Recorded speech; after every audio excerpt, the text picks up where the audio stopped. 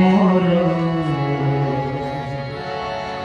মঙ্গলময় মূরতি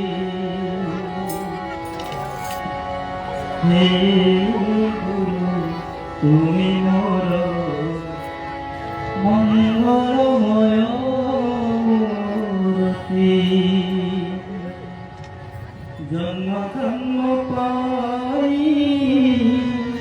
তুমি বন্ধু সখা জন্ম জন্ম পাই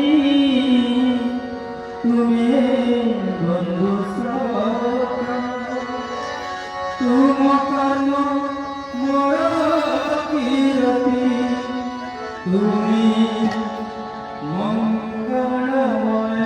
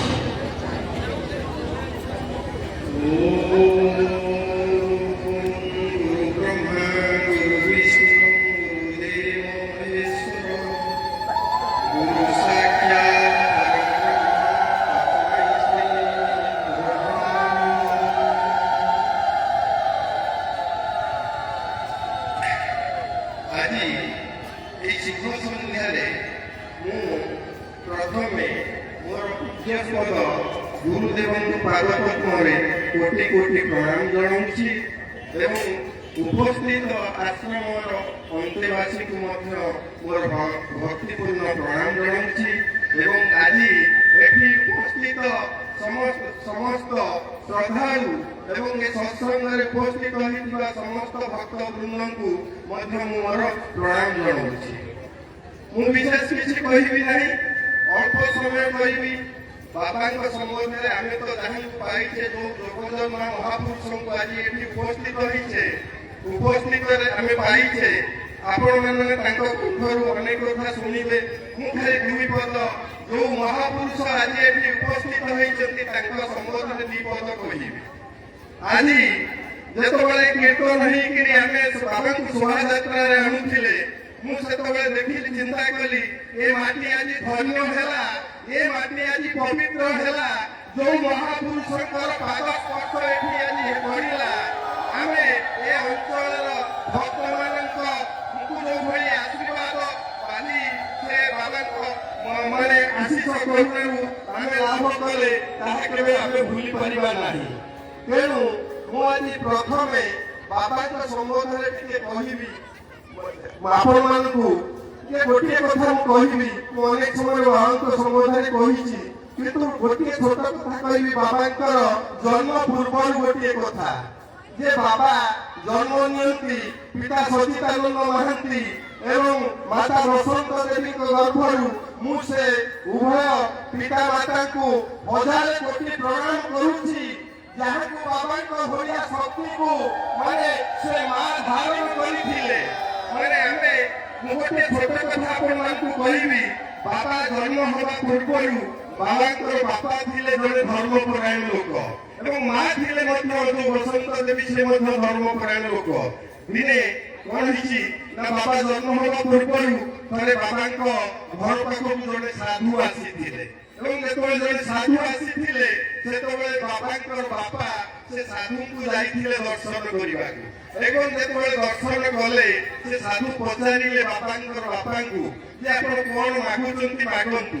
से गोटे कथा बाबा बापा चाहिए जे मु कोटिपति होइजिबि कि मु बहुत ऐश्वर्यर धन संपत्ति पाइबि से जेतबेले देखिले से साधुଙ୍କ पाखरे हजार हजार लोक कोन करछन्ती बसिछन्ती से गोटे कथा मागिथिले बाबाଙ୍କ बापा से साधु को जे मते आपण एभली एक पुत्र दियंतु मुझे कि आपण जेंति लीला खेला करछन्ती आपणଙ୍କ पाखरे जेंति हजार हजार माने लोक आसी आपणଙ୍କ पाखरे रुंड होउछन्ती मु सेही भली जने संतान चाहूची किंतु से साधु कहिथिले जाओ तमर एक संतान हबो एवं जे संतान मु कोन कि हजार हजार जहा को विश्व जानिबो जहा को सारा भारत वर्ष जानिबो साधुଙ୍କର एभली थिला बाबाଙ୍କର बापाଙ୍କୁ थिला एभली माने कोन आशीर्वाद थिला मु आज से कथाटा मने पकाए जे गुरु वाक्य केबे अन्यथा हुए नाही जेंति आपण जानिथिबे श्रवणକୁ ଯେତେବେଳେ ମାତଙ୍ଗ ଋଷି କହିଥିଲେ ଯାଅ ଦିନେ ତମକୁ ରାମଚନ୍ଦ୍ରଙ୍କର ଦର୍ଶନ ହବ ସେଇଭଳି ଗୁରୁଙ୍କର ବାକ୍ୟ ଥିଲା ଏବଂ ଆଜି ଆମେ ଦେଖୁଛୁ ଆଜି ବାପାଙ୍କର ସେଇ ଯୋଉ ସାଧୁଙ୍କର ଯୋଉ ବାପାଙ୍କ ପିତାଙ୍କୁ ଯୋଉ ଆଶୀର୍ବାଦ ଥିଲା ଆଜି ଭାରତ ବର୍ଷରେ ରାଷ୍ଟ୍ରପତି ପ୍ରଧାନମନ୍ତ୍ରୀ ଆଜି ବାବାଙ୍କୁ ଯୋଉ ପଦ୍ମଶ୍ରୀ ଉପାଧିରେ ସମ୍ମାନିତ କଲେ ସାଧୁଙ୍କର ବଚନ ସଫଳ ହେଲା ସେତିକି ନୁହେଁ ଆପଣମାନେ ସେତିକି ଜାଣିନାହାନ୍ତି ଆଉ ଗୋଟେ କଥା ମନେ ରଖନ୍ତୁ 36ଟା ବିଦେଶ କଣ୍ଟ୍ରିରୁ ଆପଣମାନେ ଯେତେବେଳେ କୁମ୍ଭ ଚାଲିଥିଲା ସେତେବେଳେ 36ଟା ରାଷ୍ଟ୍ରରୁ ପ୍ରାୟ 60ରୁ ଉର୍ଦ୍ଧ୍ୱ ଫରେନର ଆସିକିରି ଖୋଜି ଆସି ପହଞ୍ଚିଲେ ଯେ ବାବା ଭଳିଆ କିଏ ସେ ସନ୍ନ୍ୟାସ କିଏ ସେ ସାଧୁ ଓଡ଼ିଶାରେ ଆସି ଆଶ୍ରମରେ ପହଞ୍ଚିଲେ ଏବଂ ବାବାଙ୍କ ଠାରୁ ଦୀକ୍ଷା ନେଲେ ଏବଂ ବାବାଙ୍କ ଠାରୁ ଆଶୀର୍ବାଦ ଗ୍ରହଣ କରି ମନ୍ତ୍ର ନେଇକିରି ସେମାନେ ଫରେନର ମାନେ ମଧ୍ୟ ଚାଲିଗଲେ ମାନେ ଏ ହେଉଛି ବାବାଙ୍କର ଆମେ ତାଙ୍କୁ କଣ ବା ଜାଣିବା ଯଦି ବାବାଙ୍କୁ କେହି ଜାଣିଥାନ୍ତି ଜଣେ ମହାପୁରୁଷ ଓଡ଼ିଶାରେ ଜାଣିଥିଲେ ସେ ହେଉଛନ୍ତି ନାମାଚାର୍ଯ୍ୟ ବାୟା ବାବା ଆମର ସେଭଳି ଚକ୍ଷୁ ନାହିଁ ଯାହାକୁ ଆମେ ଏଠି ପାଇଛେ ସେ ନିଜେ ହେଉଛନ୍ତି ଅନନ୍ତ ଯାହାଙ୍କ ଶକ୍ତିକୁ ଆମେ ଯଦି ସମର୍ପଣ ଭାବରେ ତାଙ୍କ ପାଦ ପଦ୍ମରେ ଥରେ ନିଜକୁ ଆମେ ସମର୍ପିତ କରିବା ସେତେବେଳେ ଆମେ ଜାଣିପାରିବା ତାଙ୍କର ସତ୍ତାକୁ ବାବା ଯେତେବେଳେ ଥରେ ମୋର ମୁଁ ଦେଖିଛି ଗୋଟେ ପତ୍ରିକାରେ ପଢିଥିଲି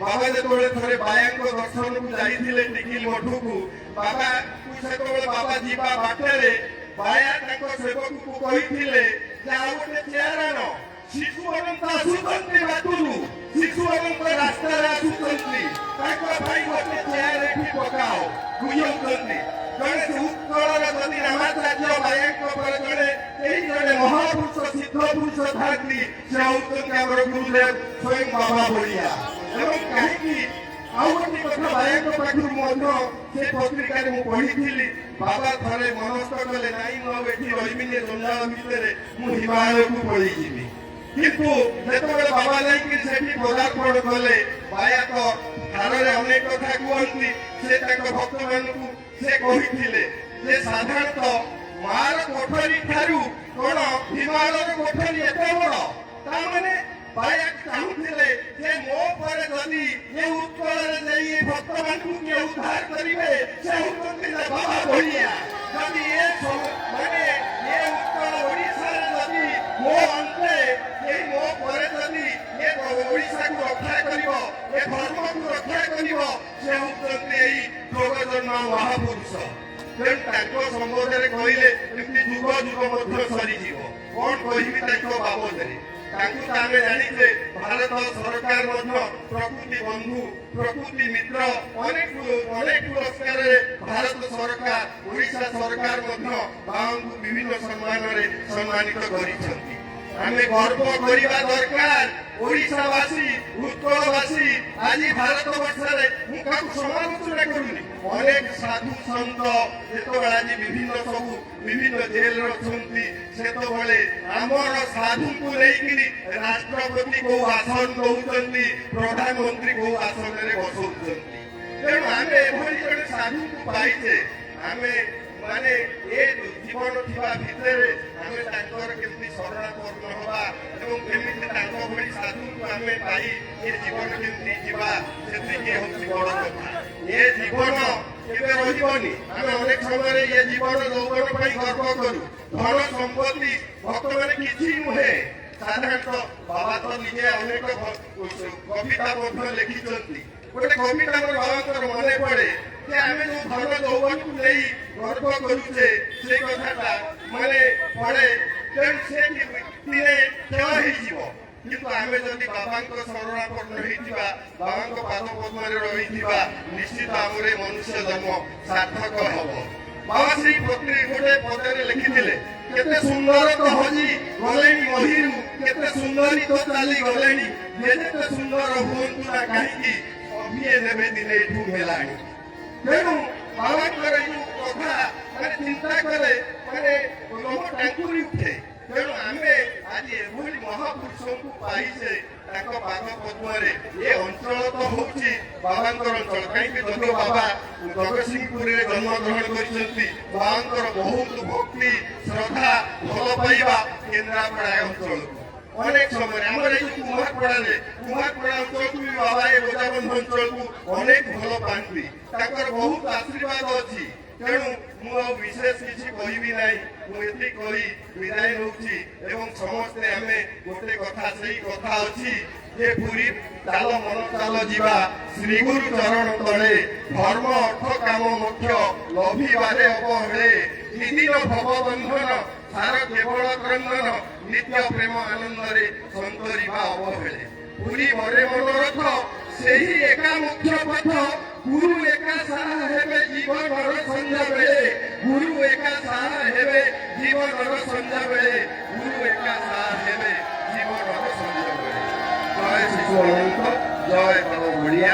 ପୁଣି ମୋର ସେଇ ପୂଜ୍ୟ ପାଦ ଗୁରୁଦେବଙ୍କ ପାଦ ପଦ୍ମରେ ମୁଁ ମୋର ଭକ୍ତିପୂର୍ଣ୍ଣ ପ୍ରଣାମ ଜଣାଉଛି।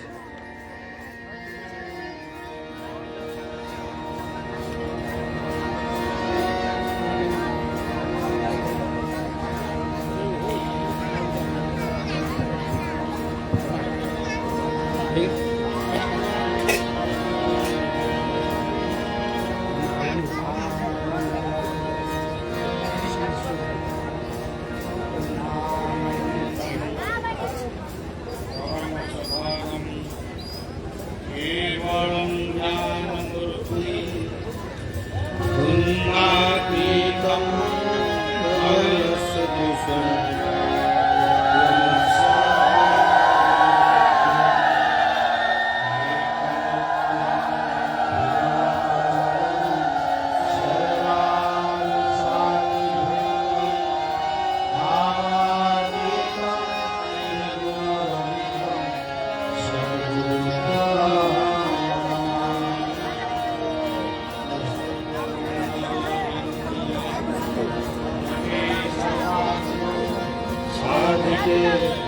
शरण्ये त्र्यम्बके गौरी नारायणी नमस्तुते। नमस्तुते सहस्रमूर्तये सहस्रपादाय सहस्रनाम्ने पुरुषाय सरस्वती सहस्रकोटि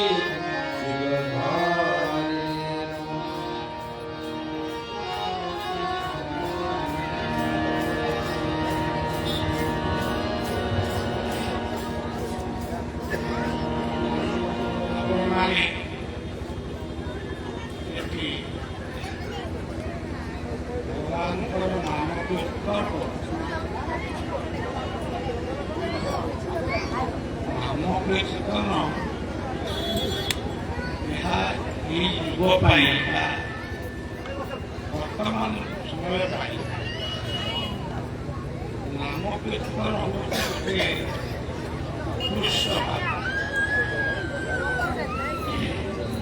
ମହାପ୍ରଭୁ ଚୈତନ୍ୟ ଯେତେବେଳେ ଭାରତବର୍ଷରେ ଆବିର୍ଭାବ ହେଲେ, ରାଧାଙ୍କର ଭାବ ଧରି, ରାଧାଙ୍କର କାନ୍ତି ଧରି ଯେତେବେଳେ ସେ ନଦିଆ ନବଦ୍ୱୀପ ଧାମରେ ଜନ୍ମଗ୍ରହଣ କଲେ, ତାଙ୍କର ଜନ୍ମ ନବଦ୍ୱୀପ ଧାମରେ ଏବଂ ତାଙ୍କର ଶେଷ ଲୀଳା ପୁରୀ ପୁରୁଷୋତ୍ତମ ନାମ। ସେ କହି ଯାଇଛନ୍ତି କଳଉ ନାମ ସଂକୀର୍ତ୍ତନ। ଏ ଯୁଗରେ ଆଉ ଯାହା ଆପଣମାନେ କରିବେ ଭଲ କଥା, ଯଜ୍ଞ କରନ୍ତୁ, ଯୋଗ କରନ୍ତୁ, ଯାହା ବି କରନ୍ତୁ, କିନ୍ତୁ ଗୋଟିଏ କଥା ମନେ ରଖିବେ ଯେ ନାମ କୀର୍ତ୍ତନ ଯୋଉଠି ଭଗବାନଙ୍କର ଅବସ୍ଥାନ। ଆପଣ ଭାବୁଥିବେ ଭଗବାନ କେବଳ ମନ୍ଦିରରେ ଅଛନ୍ତି, ସେ ମନ୍ଦିରରେ ଅଛନ୍ତି, ଆଶ୍ରମରେ ଅଛନ୍ତି, କିନ୍ତୁ ଭଗବାନଙ୍କର ପ୍ରକୃତ ମନ୍ଦିର ହେଉଛି ଆମର ଏଇ ଜୀବନ। ପ୍ରତ୍ୟେକ ଜୀବନ ହେଉଛି ଅନନ୍ତଙ୍କର ବା ଭଗବାନଙ୍କର ମନ୍ଦିର। এই জীবন মন্দিরে ଯେଉଁ ହୃଦୟ ଚକ୍ର ରହିଛି, এই ହୃଦୟ ଚକ୍ର ସେ ମନ୍ଦିରର ସିଂହାସନ। ଆପଣ ଭଗବାନଙ୍କୁ ଯେଉଁ ନାମରେ ଯେଉଁ ରୂପରେ ଆପଣ ସମ୍ବୋଧନ କରିବେ ସେଥିରେ କିଛି ମନା ନାହିଁ, କିନ୍ତୁ ମନେ ରଖିବାକୁ ପଡ଼ିବ ସିଏ ଆମ ହୃଦୟ ଭିତରେ। ଇଏ ହେଲା ପ୍ରଥମ କଥା। ଦ୍ୱିତୀୟ କଥା ହେଉଛି ମଦଭକ୍ତା ତତ୍ର ଗାୟନ୍ତି ତତ୍ର କୃଷ୍ଣାଂ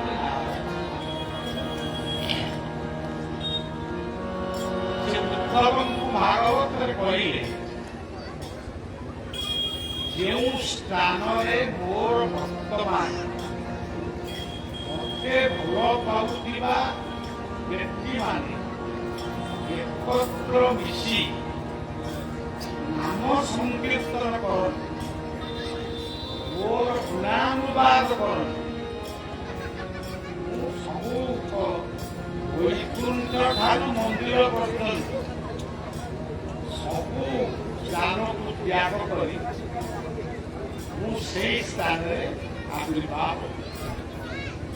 ତେବେ ଏହା ଭାଗବତରେ ସେ ପ୍ରତିଜ୍ଞା କରିଛନ୍ତି।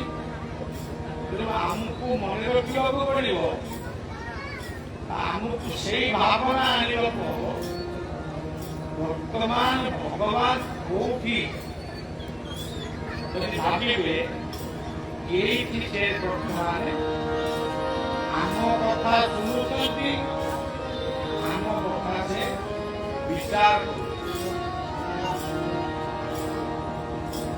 ଇଏ ହଉଛି ଭାଗବତ।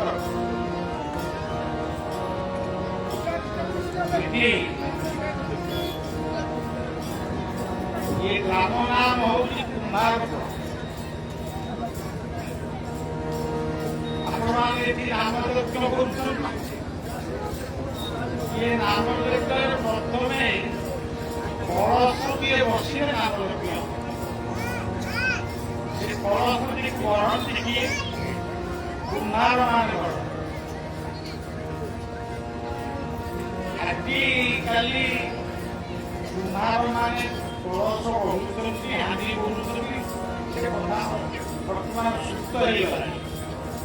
କିନ୍ତୁ କଳସ ଆପଣଙ୍କର ନ ବସିଲେ କୌଣସି ପୂଜାର୍ଚ୍ଚନା, ଘର ପ୍ରତିଷ୍ଠା, ବିବାହ, ବ୍ରତ ଏସବୁ ହେଇପାରେ। ସଜ୍ଜନ ଏ ଗୋଟେ କୁମ୍ଭାର ବୋଲି ଗୋଟେ ଜାତିର କଥା କହୁଛି। ମୁଁ କହିଲେ ପୃଥିବୀର ଭାରକୁ ଯିଏ ବହନ କରିଛନ୍ତି ସିଏ ହଉଛନ୍ତି ପ୍ରକୃତ କୁମ୍ଭାର, ଯାହାକୁ ବିଶ୍ୱକର୍ମା ବୋଲି କୁହାଯାଏ। ତେଣୁ ସେମିତି ଗୋଟେ ନାମ ବିଶିଷ୍ଟ ଗ୍ରାମରେ ଥରେ ମୁଁ 2-3 ଥର ଏ ଗ୍ରାମକୁ ଆସି ସବୁବେଳେ ସଦା ସ୍ନେହ ମମତା ଆମେ ପାଇ এই ଅଞ୍ଚଳରେ ଓଡ଼ିଶାର ଇଷ୍ଟଦେବୀ ଯେ ସମୁଦ୍ରଙ୍କୁ ଜଗିଛନ୍ତି, ଅରୁଣଙ୍କୁ ଜଗିଛନ୍ତି, ସେ ହେଉଛନ୍ତି ମା ରାମଚନ୍ଦ୍ର। ତେଣୁ ଏ ଅଞ୍ଚଳ ହେଉଛି ଗୋଟିଏ ଶକ୍ତିପୀଠର ଅଞ୍ଚଳ। ଆମେ ରାମଚଣ୍ଡୀ ଅଲଗା, ଶାରଦା, ବିରଜା, ମଙ୍ଗଳା ଏସବୁ ଅଲଗା, କିନ୍ତୁ ଗୋଟେ ଭାବନା ଆମେ ଆଣୁ। କିନ୍ତୁ ପ୍ରକୃତରେ ସେଭଳି କିଛି ରାମ ରୂପେ ତୁମେ ବଧିଲ ରାବଣ, ଚଣ୍ଡୀ ରୂପରେ ମହିଷା।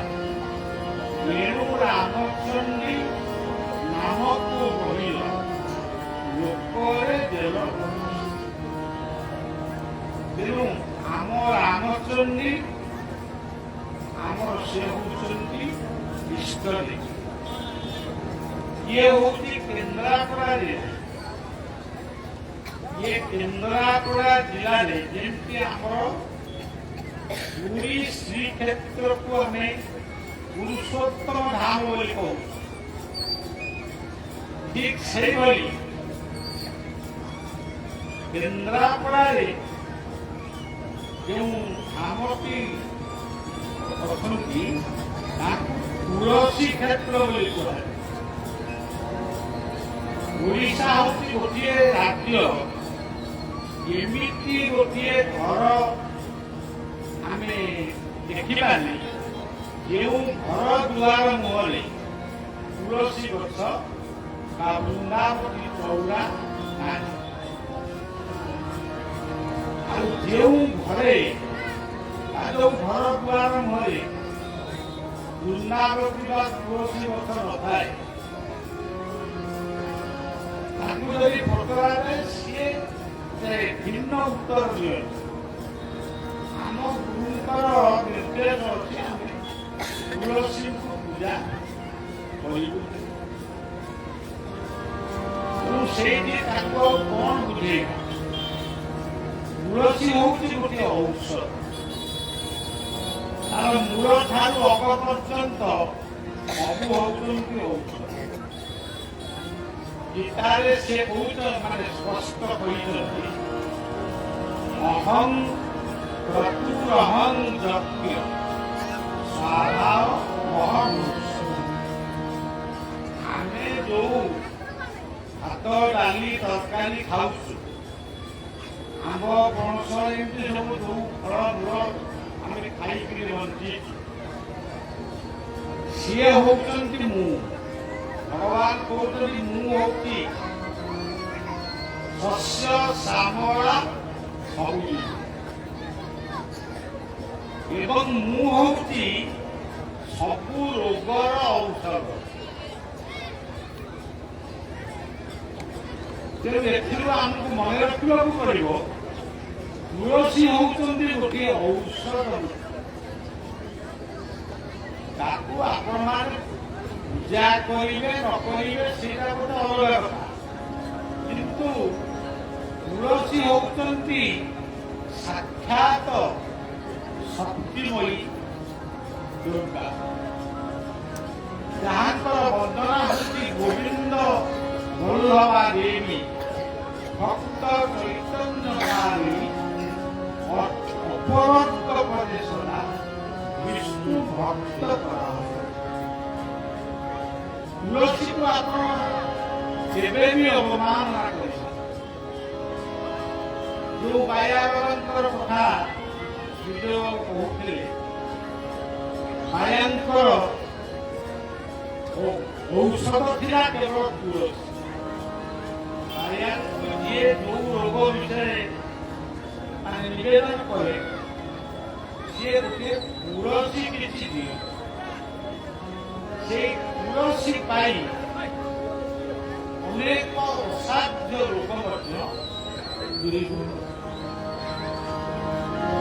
ବେଳେବେଳେ ମେଡିକାଲ ସାଇନ୍ସ ମଧ୍ୟ ଆଶ୍ଚର୍ଯ୍ୟ ହୁଅନ୍ତି ଏ ରୋଗଟା ଗଲା କେମିତି।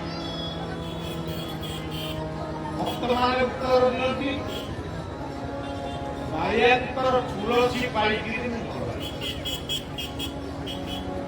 ତେଣୁ ତୁଳସୀ ସର୍ବଭୂତାନ ମହାପାପ।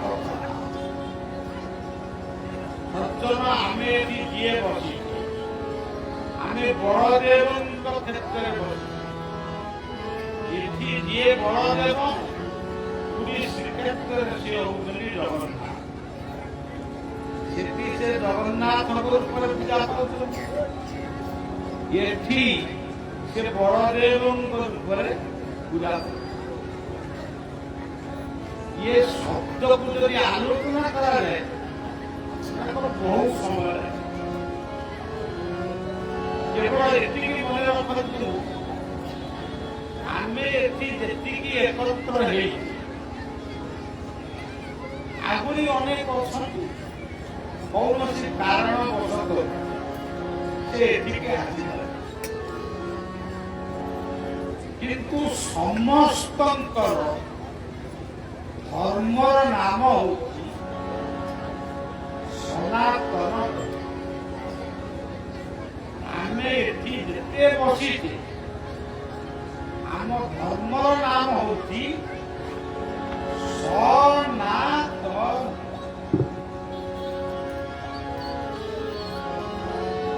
ଗୀତାରେ ଭଗବାନ କୃଷ୍ଣଙ୍କୁ ଅର୍ଜୁନ କହିଲେ ସନାତନ ପୁରୁଷୋତ୍ତମ। ଏ ପ୍ରଭୁ ଆପଣ ହଉଛନ୍ତି ସନାତନ ପୁରୁଷ।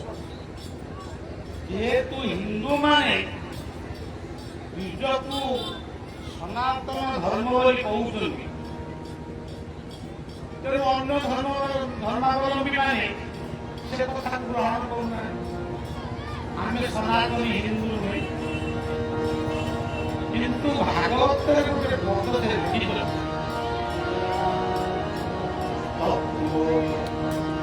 ଜାଣିଲେ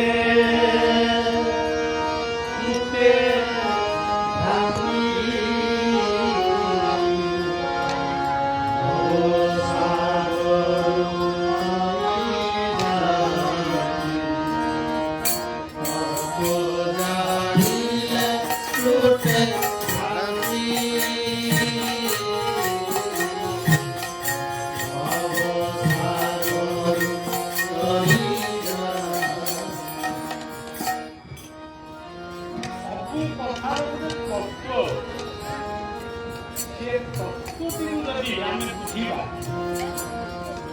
ତାହେଲେ ଆମେ କାହାରିକି ନିନ୍ଦା କରିବାନି କିମ୍ବା କିଛି ନ ଜାଣି ତାହାରି ପ୍ରଶଂସା ମଧ୍ୟ କରିବା।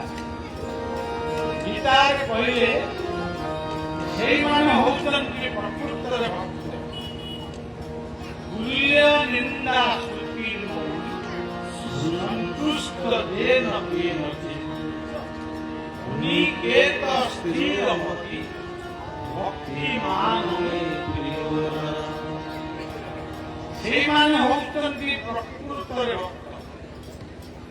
ଆମେ ମାଳି ପିନ୍ଧିବା, ତିଲକ ଲଗାଇବା, ଆମେ ନାଲି ନେଇ ପୋଷାକ ପିନ୍ଧିବା, ଇଏ ସବୁ ଗୋଟେ ବାହ୍ୟ ଜିନିଷ।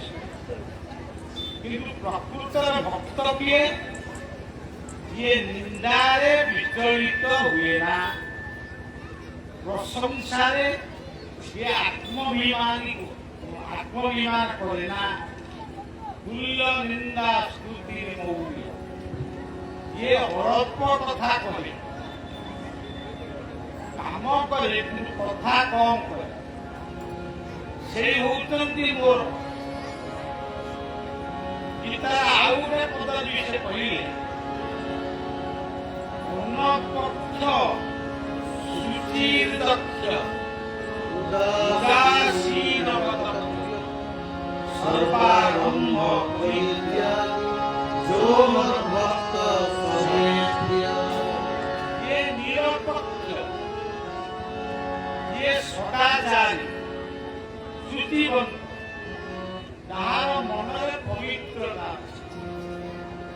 ସେଇମାନେ ହଉଛନ୍ତି ପ୍ରକୃତ ଭକ୍ତ। ବିଲରୁ କହୁଥିଲେ ଯେ କଥାଟି ଯେ ଆମର କୀର୍ତ୍ତନ ଶୋଭାଯାତ୍ରାରେ ଆପଣମାନେ ପଡ଼ିଆକୁ ଆଣେ। ଓଡ଼ିଆ ଯେ ସେ କୀର୍ତ୍ତନରେ କୀର୍ତ୍ତନ ନାଦ ଶୁଣିକିରି ମୁଁ ଯେ ଗୋଟେ ଉତ୍ଫୁଲ୍ଲିତ ହେଇଗଲି ତା ନୁହେଁ। ଯେମିତି ସବୁଦିନ ଏମିତି ଚାଲିଛି ଇଏ ଲୀଳା ସବୁଦିନ ବି ଚାଲେ। କିନ୍ତୁ ଗୋଟିଏ କଥା ଆନନ୍ଦ ଲାଗିଲା, ମତେ ଆନନ୍ଦ ଲାଗେ ଯେଉଁଠି ଯୁବକମାନେ ପୁଅ ଝିଅମାନେ ନିଶା ମାଦକ ଇତ୍ୟାଦିକୁ ତ୍ୟାଗ କରି ପିତୃମାତୃ ଗୁରୁଙ୍କୁ ସମ୍ମାନ ଦେଲେ, ଗୁରୁଜନଙ୍କୁ ଭକ୍ତି କଲେ, ନିଜକୁ ଗଢ଼ନ୍ତି, ନିଜ ପରିବାରକୁ ଗଢ଼ନ୍ତି, ସମାଜ ପାଇଁ କିଛି କରନ୍ତି। ସେଇମାନଙ୍କୁ ଯଦି ଆମେ କୋଉଠି ଦେଖିଲୁ 150 କି 1000 ସେଇଠି ମନଟା ଗୋଟେ ଆନନ୍ଦରେ ପୁରି ଯେମିତି ଲାଗେ ଯୁଗଟା ପରିବର୍ତ୍ତନ ହେଇଯାଉଛି। ଆଜି ଆପଣମାନେ ଗାଁରେ କୀର୍ତ୍ତନ କରିଛନ୍ତି, ପଡ଼ିଆକୁ ଡାକିଛନ୍ତି, କଣ ବିପଦ ପରେ ସଦା ମିଳିବା ପାଇଁ। କିନ୍ତୁ ତୁଳସୀ କହିଲେ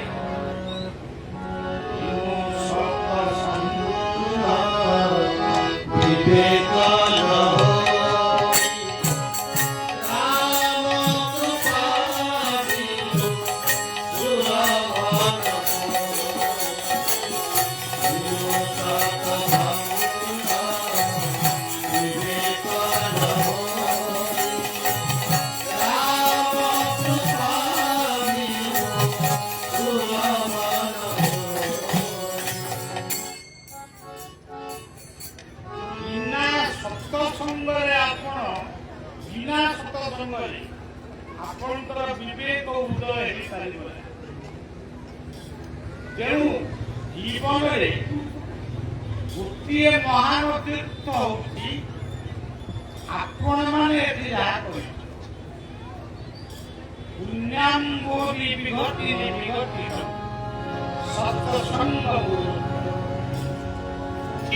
ସତ୍ସଙ୍ଗ ଠାରୁ ଆଉ ବଡ଼ ତୀର୍ଥ ଦୁନିଆରେ ତେଣୁ ସଜ୍ଜନ ଆମେ ସନାତନୀ ଆର ତତ୍ତ୍ୱ କଣ? ସ କହିଲେ ପ୍ରଥମ ଅକ୍ଷର ତତ୍ତ୍ୱ ସତ୍ସଙ୍ଗ। ଭାଗବତରେ କେମିତି କହିଲେ ଉତ୍ତମ ସଙ୍ଗେ ସଙ୍ଗ ଯାର ସେ କରେ ଉତ୍ତମ ବ୍ୟବହାର। ଉତ୍ତମ ସଙ୍ଗେ ସଙ୍ଗ ଯାର ସେ କରେ ଉତ୍ତମ ବ୍ୟବହାର।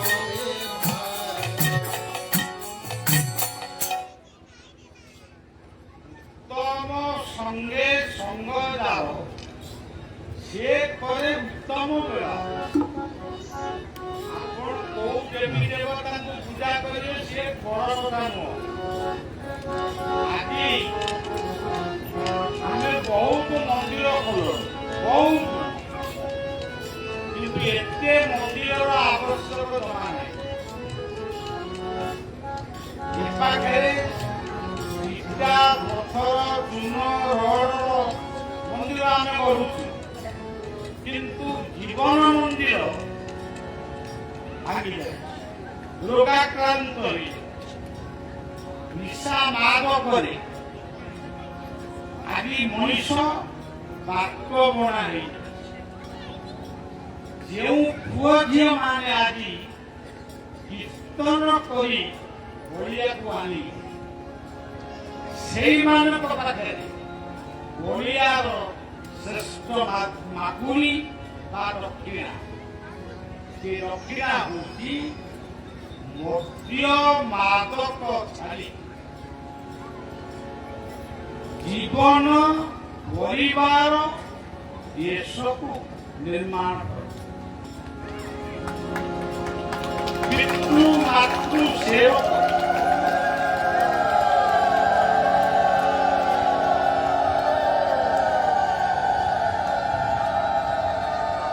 ଆଜି ଅଯୋଧ୍ୟା ଧାମରେ ରାମନବମୀ ପାଳନ ହେଉଛି, କିନ୍ତୁ ଓଡ଼ିଶାରେ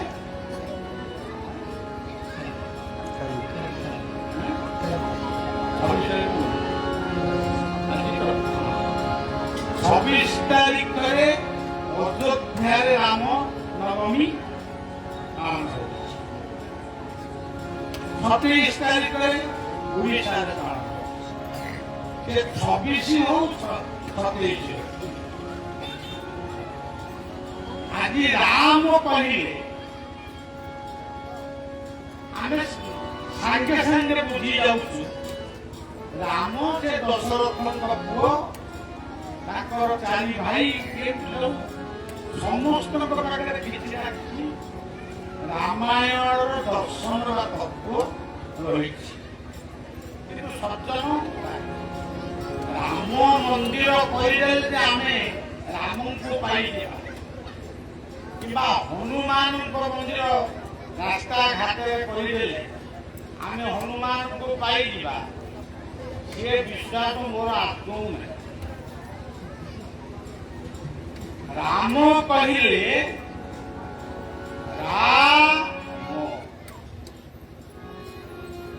ଆନନ୍ଦ, ରାମ କହିଲେ ଆନନ୍ଦ।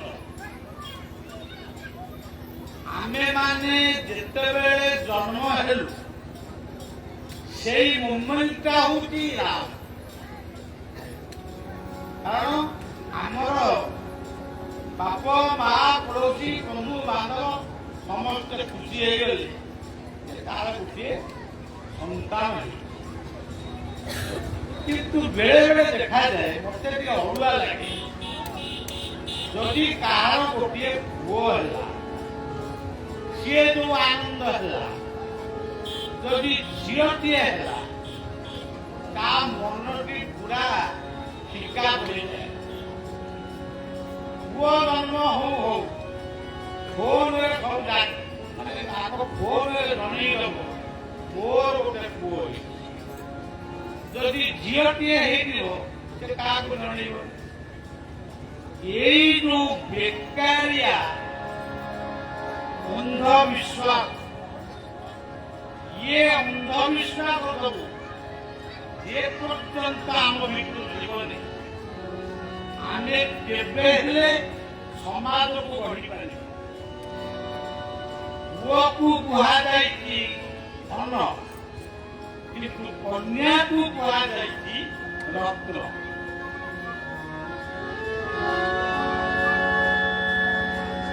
ତେଣୁ ରାମ କହିଲେ ଜନ୍ମ, ରାମକୁ ଓଲଟେଇ ଦେଲେ କଣ?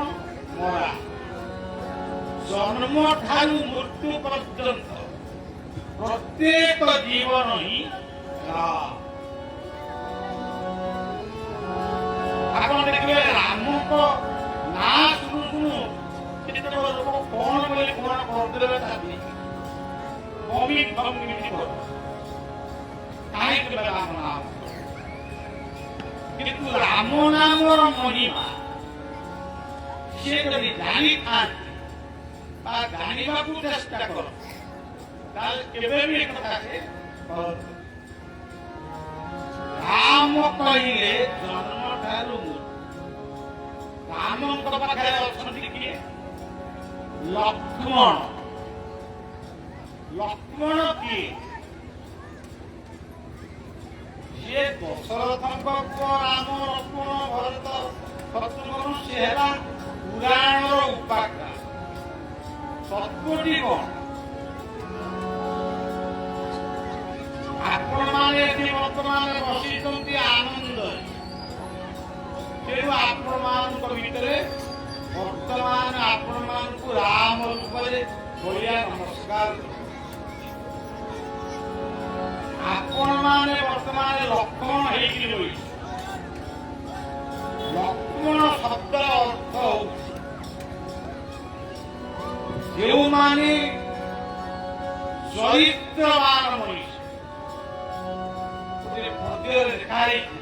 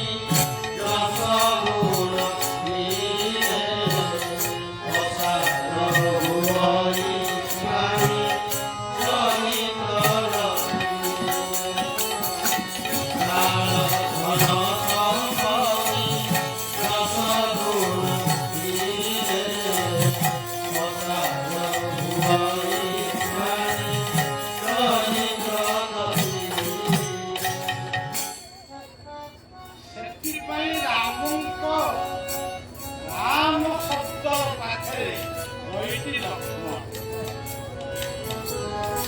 ରାମ ଆଉ ଲକ୍ଷ୍ମଣଙ୍କ ଭିତରେ ଆଉ କିଏ ଅଛନ୍ତି? ସିଏ ହଉଛନ୍ତି ସୀତା। ସୀତା କିଏ? ଆପଣଙ୍କର ଦଶରଥଙ୍କ ବୋହୂ, ରାମଙ୍କର ସ୍ତ୍ରୀ। ଇଏ ସବୁ ଉପାଖ୍ୟାନ ମୁଁ କହିବାକୁ ଚାହୁଁନି, କାରଣ ଆପଣ ଜାଣିଛନ୍ତି ମୁଁ କାହିଁ କହିବି। ଯେଉଁ ନାରୀ ଭିତରେ, ଯେଉଁ ମାତୃଶକ୍ତି ଭିତରେ ପବିତ୍ରତା ରହିଛି, ସେ ଗଙ୍ଗା ଭଳି ମାନେ ପବିତ୍ର। ଇଏ ପତିବ୍ରତା, ଯାହା ସୌନ୍ଦର୍ଯ୍ୟ ଅତିରତା ଗୁଣାନ୍ୱିତା ସା କାମିନୀ କାମୀ। ସମସ୍ତେ ସିନ୍ଦୁର ଶଙ୍ଖା ପିନ୍ଧିଦେଲେ କି ଆଉ କଣ ପିନ୍ଧିଦେଲେ ସେମାନେ ସତୀ ନାରୀ ହେଇଯିବେ, ସେ କଥା ନୁହେଁ। ଯାହାର ସୌନ୍ଦର୍ଯ୍ୟ କେବଳ ସ୍ୱାମୀ ପାଇଁ ଉଦ୍ଦିଷ୍ଟ, ସେଇମାନେ ହଉଛନ୍ତି ସୀତା। ତେଣୁ ରାମ ଲକ୍ଷ୍ମଣ ସୀତା ଜୀବନକୁ ପବିତ୍ର କର, ଚରିତ୍ରବାନ ମଣିଷ ହୁଅ ଏବଂ ଆନନ୍ଦରେ ଜୀବନକୁ ଅତିବାହିତ। ଗୀତାରେ କହିଲେ ସୁଖେଷୁ ନିର୍ବିଘ୍ନମନା ସୁଖେଷୁ ବିଗତ ସୁଖ ବିତରାଗ ଭୟକ୍ରୋଧ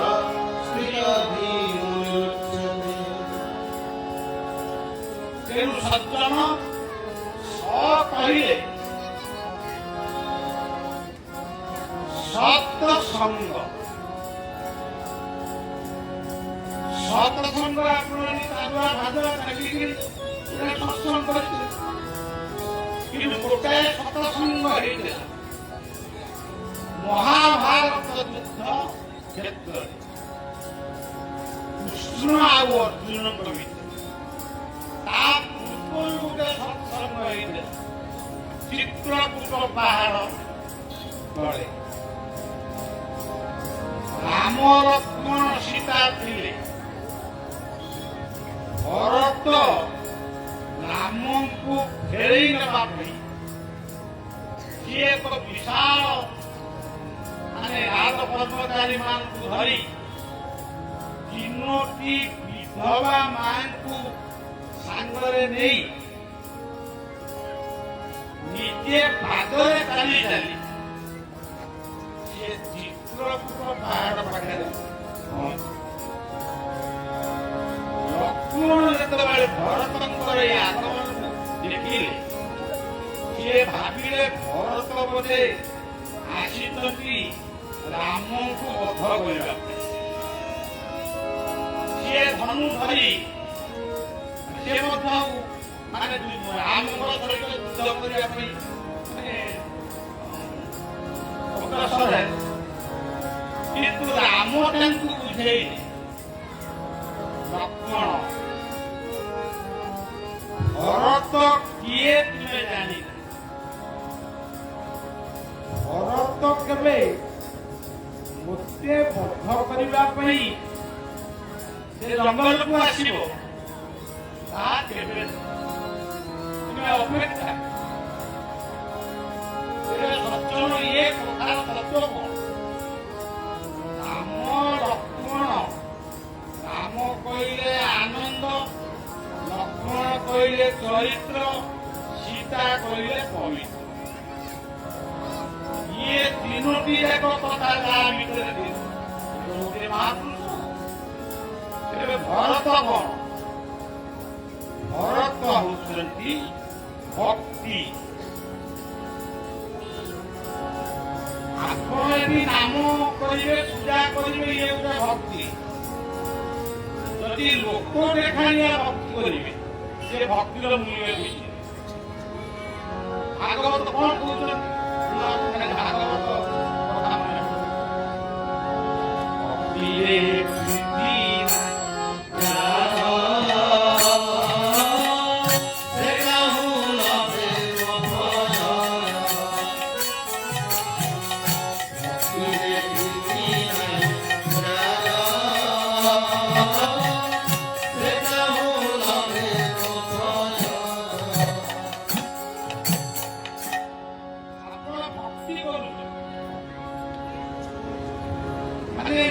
ରାଜାଙ୍କ ମନ୍ଦିରରେ ଜଣେ ସେବକ ପୂଜା କରୁ। ରାଜା ଘରୁ ସବୁଦିନେ ଚାଉଳ ଡାଲି ପନିପରିବା ରାମଙ୍କ ପାଖରେ ଖେଚୁଡ଼ି କରି ଭୋଗ ଦିଏ। କିନ୍ତୁ ଯୋଉଦିନ ରାଜା ମନା କରିଦେଲେ ମୁଁ ଆଜି ମନ୍ଦିରକୁ ଯିବିନି, ସେଦିନ ସେ ଚାଉଳ ଡାଲି ପନିପରିବାକୁ ନେଇକିରି ସେ ତାଙ୍କ ଘରକୁ ପଳା। ରାଜା ଯୋଉଦିନ ଆସନ୍ତି ସେଦିନ ମନ୍ଦିରକୁ ସୁନ୍ଦର ସଜେଇ ଏଇଭଳି ହଉ ଦିନେ ସେବକଙ୍କର ମୃତ୍ୟୁ ହେଲା। ସେବକ ଯେହେତୁ ଇଷ୍ଟ ମୂର୍ତ୍ତିକୁ ପୂଜା କରୁଥିଲେ, ତେଣୁ ସେ ବୈକୁଣ୍ଠରେ ପହଞ୍ଚିଲେ। ସବୁ କଥାର ତତ୍ତ୍ୱ ବୈକୁଣ୍ଠ ବୋଲି ଗୋଟେ ଶବ୍ଦ, ତାକୁ ତ ଆପଣମାନେ ସମସ୍ତେ ଜାଣିଛନ୍ତି। ଗୋଟେ ବୈକୁଣ୍ଠ କୋଉଠି ଅଛି? ମୁଁ କେବଳ ଦେଖିନି, ନା ଶୁଣିଛି। ଆପଣମାନେ ଯଦି ଦେଖିଥିବେ ଦେଖିଥିବେ। କିନ୍ତୁ ବୈକୁଣ୍ଠ ହଉଛି ଆମ ଘର, ଆମ ଗାଁ, ଆମ ଦେଶ।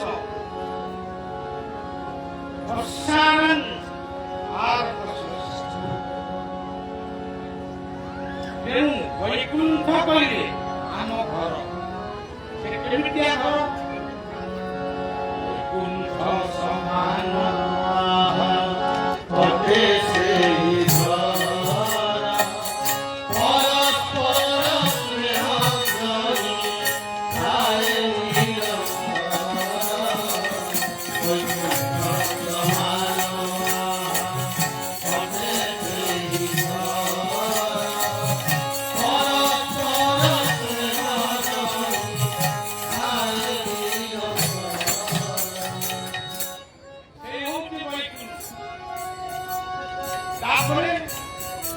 ସେ ବୈକୁଣ୍ଠରେ କଣ ଅଛି?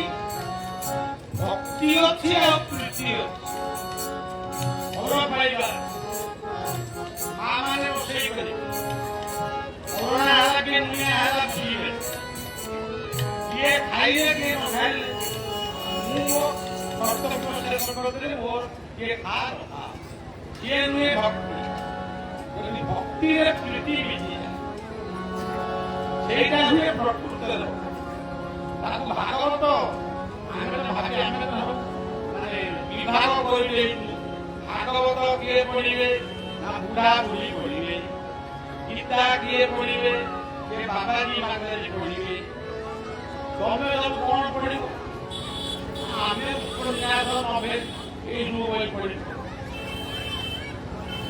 ପ୍ରକୃତରେ ସେଗୁଡାକ ଏକ ଭ୍ରମାତ୍ମକ ଧାର।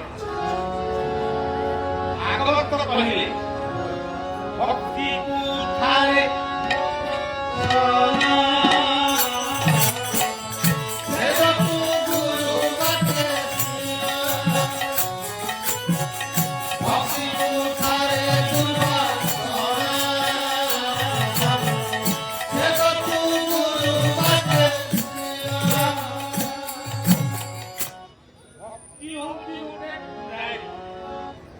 ଆମ ଭିତରେ ଥିବା ସମସ୍ତ ଦୁର୍ବାସନାକୁ ଇଏ ଛେଦନ କଲେ, ସିଏ ହଉଛି ଭକ୍ତି।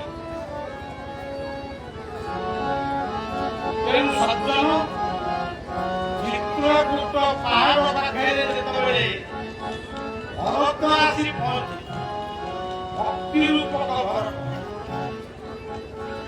ରାମଙ୍କୁ ପ୍ରଣାମ କଲେ, ମା ଜାନକୀଙ୍କୁ ପ୍ରଣାମ କଲେ,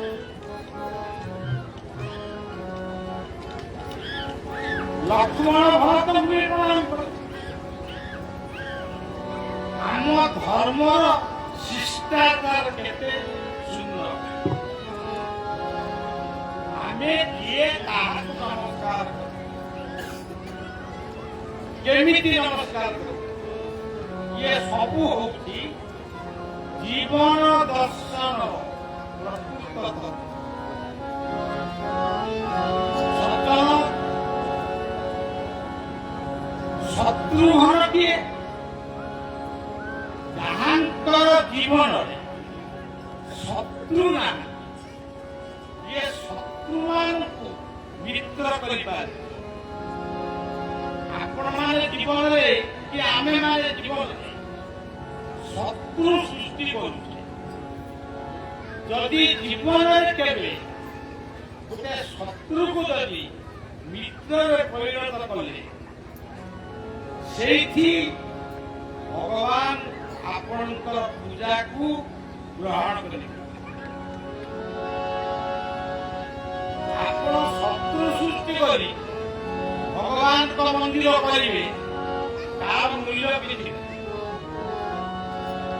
ମାୟା ବାବା ଗୋଟେ ଗପ କହନ୍ତି, ସେ କଥାଟି କହୁଛି।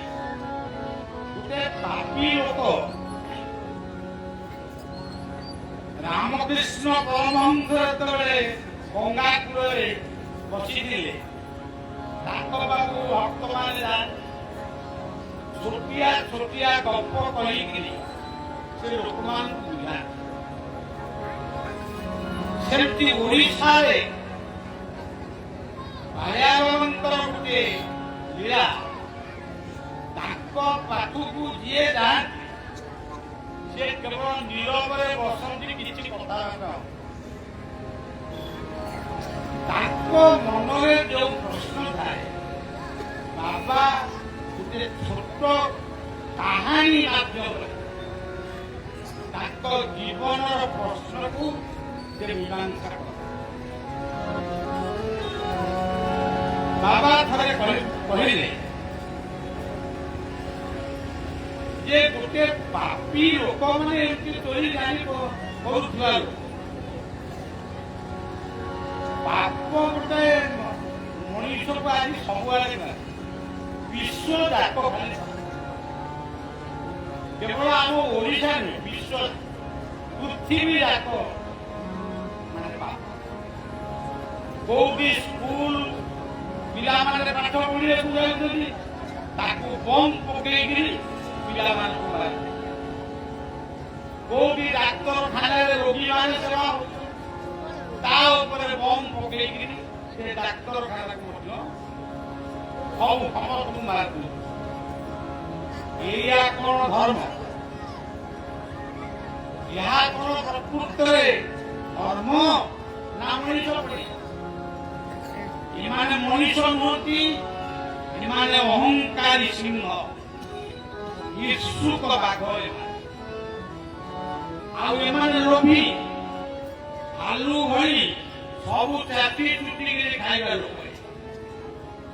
କେଡ଼େ ସୁନ୍ଦର ପୃଥିବୀ, ଆଜି ସୁନ୍ଦର ପୃଥିବୀ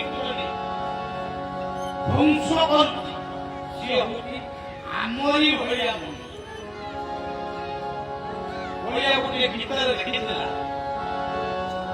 ସୁନ୍ଦର କୁମାରୀ ଚରଣର ଧୂଳି, ସୁନ୍ଦର କୁମାରୀ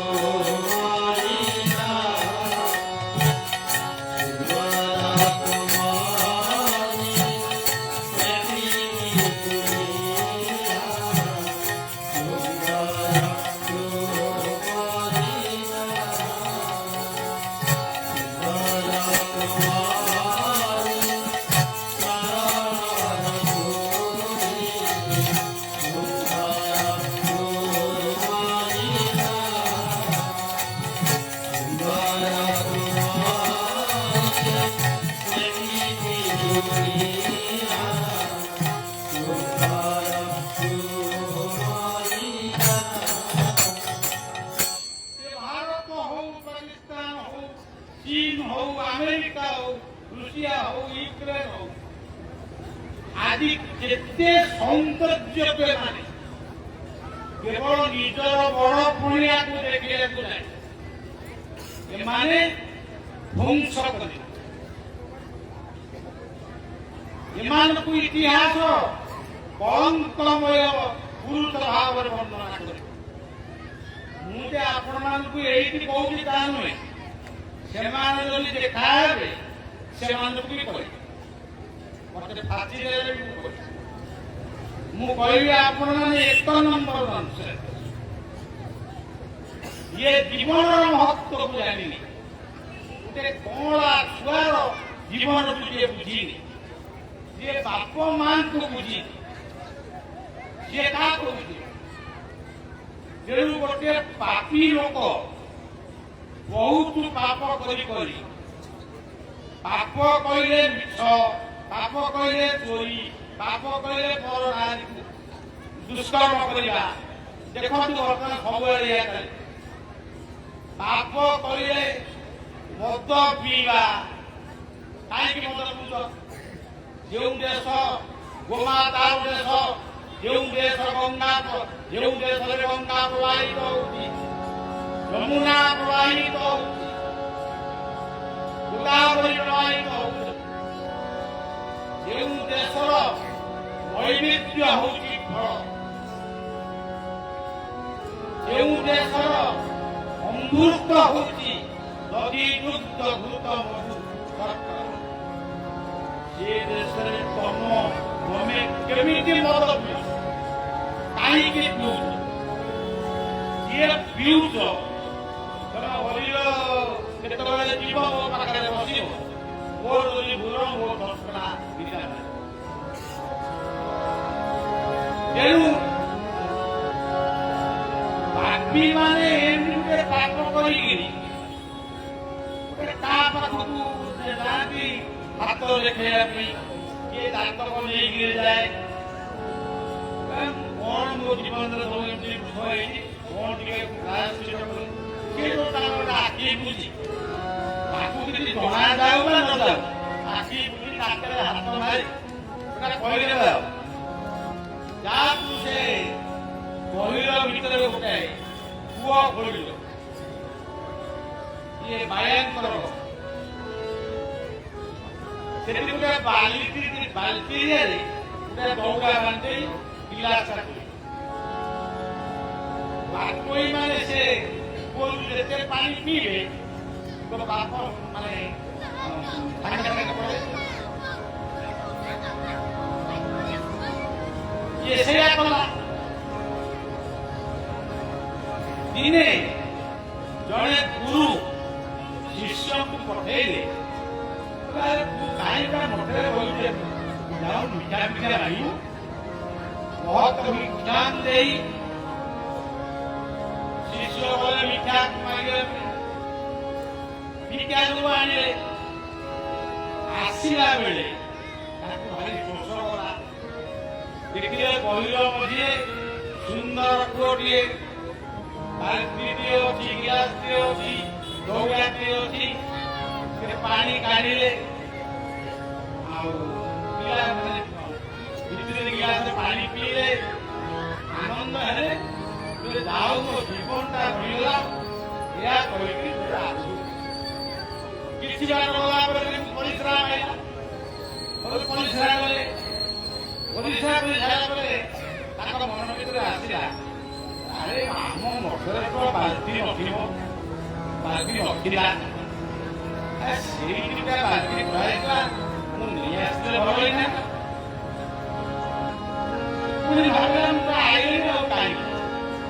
ଏମିତି 2-3 ଥର ପରିଶ୍ରା କଲା, ସେ ପାଣି ଗୁଡାକ ସବୁ ବାହାରିଲା। ଯେତେବେଳେ ପାଣି ଗୁଡାକ ସବୁ ବାହାରିଗଲା, ତା ମନ ଭିତରେ ଆସିଲା ଯେ ମୁଁ କିଛି କାମ କରୁନଥିଲି ମଠରେ ରହି, ଗୁରୁ ମତେ କାମ ଦେଲେ। ମୁଁ ପାଣି ପିଇଲା ପରେ, ପାଣି ପିଇବା ପର୍ଯ୍ୟନ୍ତ ମୁଁ ଭଲ ଥିଲି। ସେଇ କୂଅରୁ ପାଣି ପିଇବା ପରେ ମୋର ଏ ଅବସ୍ଥା କାହିଁକି ନିର୍ଭୟା ମନ କରୁଛି। ମୋ ପାଖକୁ ଆସିଲା କେମିତି? ଯେତେବେଳେ ଏଇ କଥା ସେ ଭାବିଲା, ସିଏ କୂଅ ପାଖକୁ ଗଲା। ସିଏ କୂଅ ପାଖରେ ଜଣେ ବୃଦ୍ଧ ବ୍ୟକ୍ତି ଠିଆ ହେଇଥିଲା। ସେ କହିଲେ, ବାବା କାହିଁ ଫେରି ଆଇଲୁ? କହିଲେ, ବାବା ମୁଁ ଜାଣିପାରୁନି, ଗୁରୁଦେବଙ୍କର ଆଦେଶ ନେଇ ମୁଁ ଯାଇଥିଲି ମହତ ମିଥ୍ୟା, ଶୋଷ କଲା ପାଣି ପିଇ 2-4 ଥର ବାଟରେ ପରିଶ୍ରା କଲି। କିନ୍ତୁ ମୋ ମନ ଭିତରେ ଇଏ ବାଲ୍ଟି ଆଉ ଦୌଡ଼ା ସବୁ ପାଇଁ ମୋର ଲୋଭ।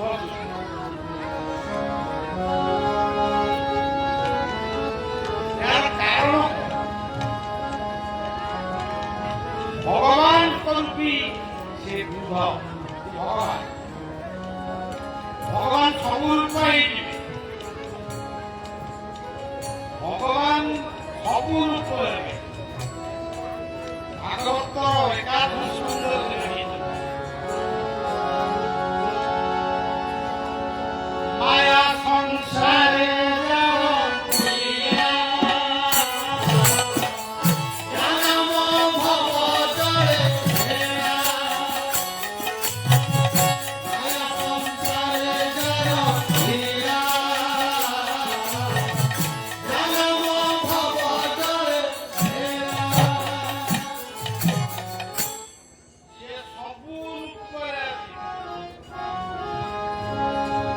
চিনি পারিনি, আসিনি আপনার ঘরে সেই ভাগবত সেই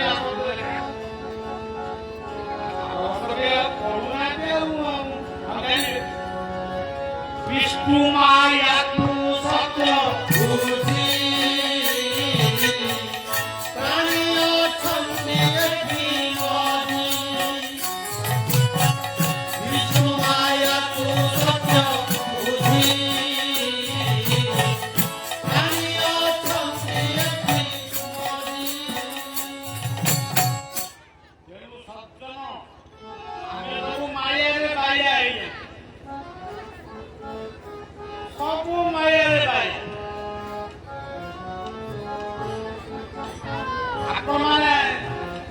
ଉପଲବ୍ଧି କରୁଥିବେ। ଏଠି ବଳିଆକୁ ପାଇ ଆପଣମାନେ ବହୁତ ଖୁସି, ମୁଁ ଅନୁଭବ କରୁଛି। ମୁଁ ସେମିତି ଗୋଟେ ଭଲ ମଣିଷ ବୋଲି କେବେ ବି ଭାବେ। ମୁଁ ଗୋଟେ ଟିଭି ଚଢ଼େଇ ସହିତ ସମାନ, ମଣି ଚଢ଼େଇ ଭଳି, କିନ୍ତୁ ଆପଣମାନେ ଆନନ୍ଦରେ ବିଭୋର ହେଇଯାଏ। ଯଦି କାଲି ସକାଳୁ ଶୁଣିବେ ଆଶ୍ରମ ପାଖରେ ଆଉ ଗୋଟେ ନୂଆ ଆଶ୍ରମ ତିଆରି ହେଲା, ସେଠି ଗୋଟେ ବାବାଜୀ ବାହାରିଛନ୍ତି, ଶୁଣିଦେଲେ ଲୋକ ପଡ଼ିବେ। ଆପଣ ତାପରେ ସବୁ କିଛି ଲୋକ ଚାଲିଲେ ଆଉ ପଡ଼ିଆ ଆଶ୍ରମ ହେଇଯିବେ। ଯଦି ଦେଖା ହବ ତଥାପି ସେ କିଛି କଥା ତେଣୁ ସମସ୍ତେ ଆମେ ମାରିଆରେ ଭଗବାନ ସେଇ ବୃଦ୍ଧ ରୂପରେ କହୁଥିଲେ ବାବାଜୀ ଶୁଣ ଇଏ କୂଅକୁ ଯିଏ ଖୋଳିଛି ସିଏ ହଉଛି ଇଏ ଅଞ୍ଚଳର ଗୋଟେ ବଡ ଡକାୟତ ତା ଜୀବନରେ ସେ ବହୁତ ମଣିଷ ନାହିଁ ତାକୁ ଗୋଟିଏ ପଣ୍ଡିତଟିଏ ବତେଇଛି ତା ବାପ ଛାଡ଼ିବା ପାଇଁ ସେ କୂଅଟିଏ ଖୋଳିବ ପାଣି ବାଲ୍ଟିରେ ରଖିବ ସେ ପାଣିକି ଯେତେ ଲୋକ ପିଉଥିବେ ତା ବାପ ଟିକେ ଟିକେ ଟିକେ ଟିକେ ନେଇକି ଯାଉଥିବେ ସେଠିକି ପୁରା ପୁଣ୍ୟମନ୍ତ ହେଇଛି ତେଣୁ ସଜ୍ଜନ ଆମେ ସତ କହିବା ସତ ଚିନ୍ତନ କରିବା ସତ କର୍ମ କରିବା ସତ ସଙ୍ଗ କରିବା ସତ ସ୍ଥାନକୁ ଆମେ ମନ୍ଦିର ଗଢ଼ି ମୂର୍ତ୍ତି ବସେଇ ବ୍ରାହ୍ମଣ ମାନେ ମୂର୍ତ୍ତି ମନ୍ଦିର ତିଆରି କଲା ବେଳକୁ ବହୁତ ଲୋକ ମନ୍ଦିର ପ୍ରତିଷ୍ଠା ବେଳେ ଆହୁରି ଲୋକ ବର୍ଷେ 6 ମାସରେ ଘଣ୍ଟା ବାଜିବ ତାପରେ ଆସ୍ତେ ଆସ୍ତେ କାମ ଏଭଳି ପୂଜାର୍ଚ୍ଚନା ଆଦୌ କରନ୍ତୁ ନାହିଁ କିନ୍ତୁ ମନେ ରଖନ୍ତୁ ଏଇ ଜୀବନ ବୃକ୍ଷରେ ଯେଉଁ ଭଗବାନ ଅଛନ୍ତି ଏ ଜୀବନ ଯେତେ ସୁସ୍ଥ ପବିତ୍ର ରହିବ ଭଗବାନ ଆପଣଙ୍କ ଭିତରୁ ବାହାରିବେ ନରସିଂହ ସ୍ତମ୍ଭରୁ ବାହାରିଲେ ଭଗବାନ ଆମ ଭିତରୁ ବାହାରିଲେ ଭାଗବତ କେତେ ସୁନ୍ଦର ଭାବରେ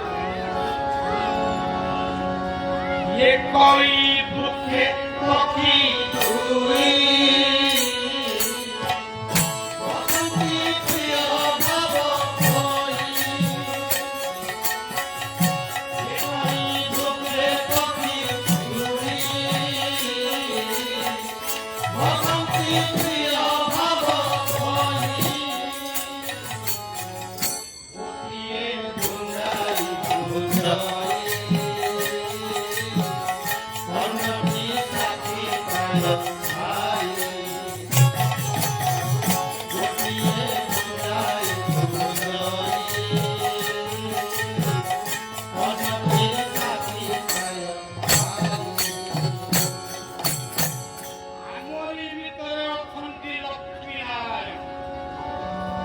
ଆମରି ଭିତରେ ଅଛନ୍ତି ସୀତା ଆମରି ଭିତରେ ଅଛନ୍ତି ରାଧିକା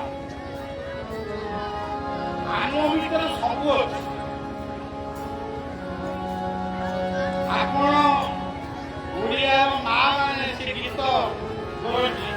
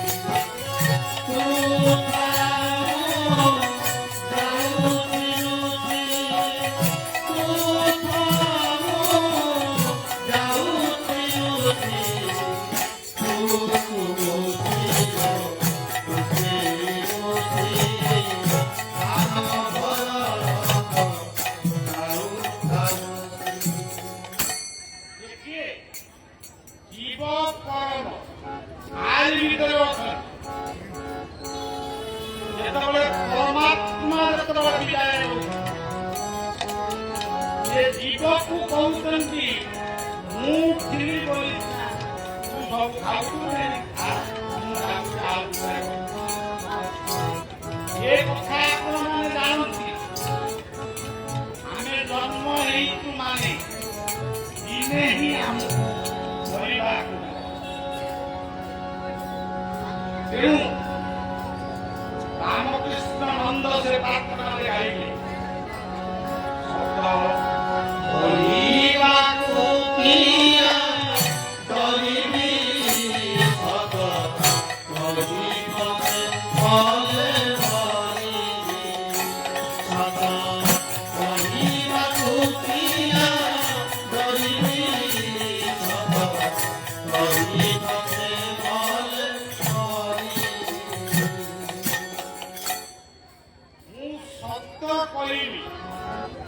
ଆଗେ ଏତିକି ସଂକଳ୍ପ ନେଲେ ମୁଁ ଜୀବନରେ ବିନା କାରଣରେ କେବେ ମିଛ କହିବି।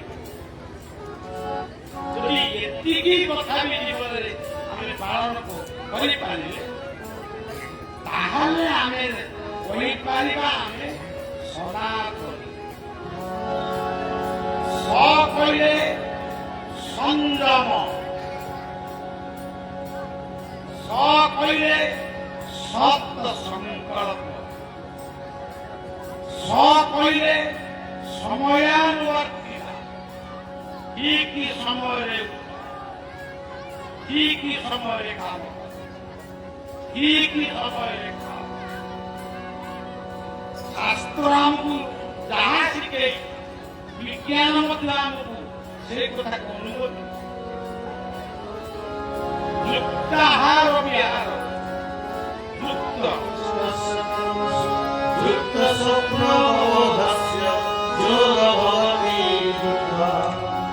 ଜୀବନକୁ ଯୋଗମୟ, ଆନନ୍ଦମୟ।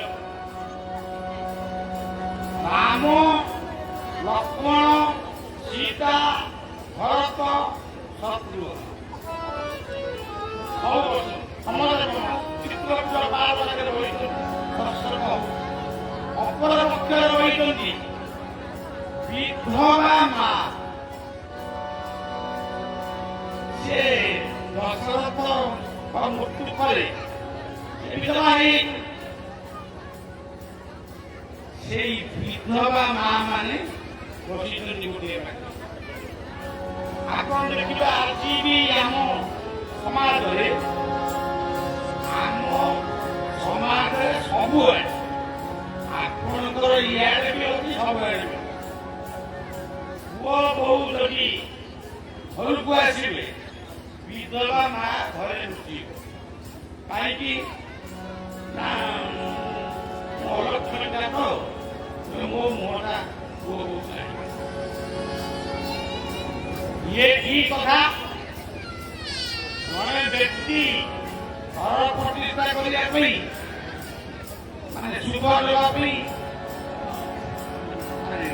ପୂଜା ଆରମ୍ଭ କଲେ। ବସିଲେ ପୋଲିସ ବିଭାଗରେ ଚାକିରି କଲେ। ଯେତେବେଳେ ଯାଇ ସେ ବସିଲେ, ସେ କହିଲେ ଚାକିରିରେ ବୋଉକୁ ଟିକେ ଡାକିଲୁ। ବୋଉ ଆଜିକାଲି ତ ବୋଉ ଡାକୁନାହାନ୍ତି, ମା ଡାକୁନାହାନ୍ତି, ମମି ଡାକି ଡାକୁଛନ୍ତି। ମମି ଡାକିଟା ଆମ ଶବ୍ଦ। କେଉଁ ଦେଶରେ ଯିଏ ଯାହା ଡାକୁଛି ତମେ କାହିଁ ତାକୁ ଏତେ ଅନୁକରଣ କର? ସେ କହିଲେ ବୋଉକୁ ଡାକିଲୁ। ଯିଏ ପୂଜା କରୁଥିଲେ ସେ କହିଲେ କୋଉ ବୋଉକୁ ଡାକିବେ? ନା ମୋ ବୋଉ। ନା ସେଟା ବିଧବା।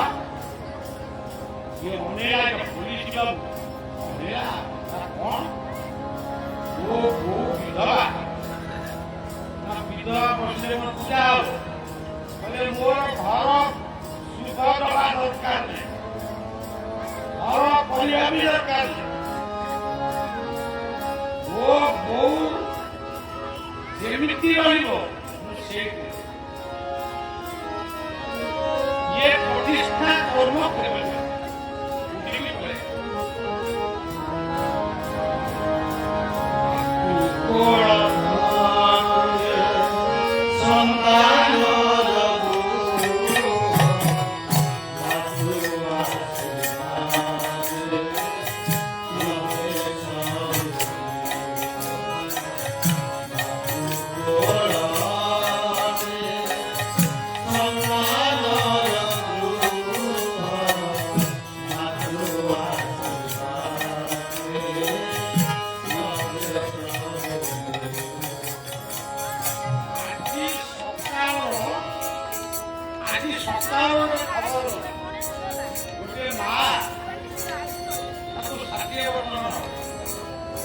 ସେ ଆସିକି କହିଲା ବାବା ମୁଁ ଟିକେ ମଠରେ ରହିବି କାହିଁକି ତୋର କେହି ନାହାନ୍ତି ନା କହିଲା ମୋର 3ଟି ପୁଅ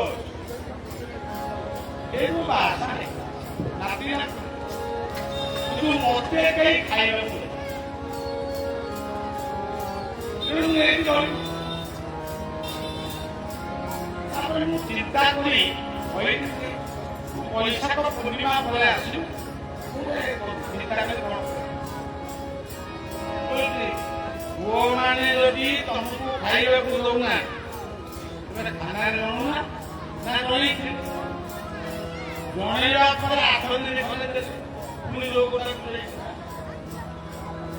ପୁଣି ଜଣେଇବନି ନା ଥାନା ବାଲା କହିଲେ କୋର୍ଟ ପଡ଼ିବାର କୋର୍ଟ ନାହିଁ ଦେଖ ସେ କହୁଛି ମାର ହୃଦୟ କେମିତି ଦେଖ ସେ ମାଟି କହୁଛି ଯାହା ହେଲେ ବି ମୁଁ ମା ପିଲା ଗୁଡାକ ମୋର ପୁଅ ଗୁଡା ମୋର ଯାଇକିରି ତା ମାନେ କୁଆଡେ ଖାଇକି ପାଇବ କି କଣ হবে କେମିତି ଦେଖୁଛ ସେଇ କଥାଟା ଦିନ ତମାମ ଭାବୁଛି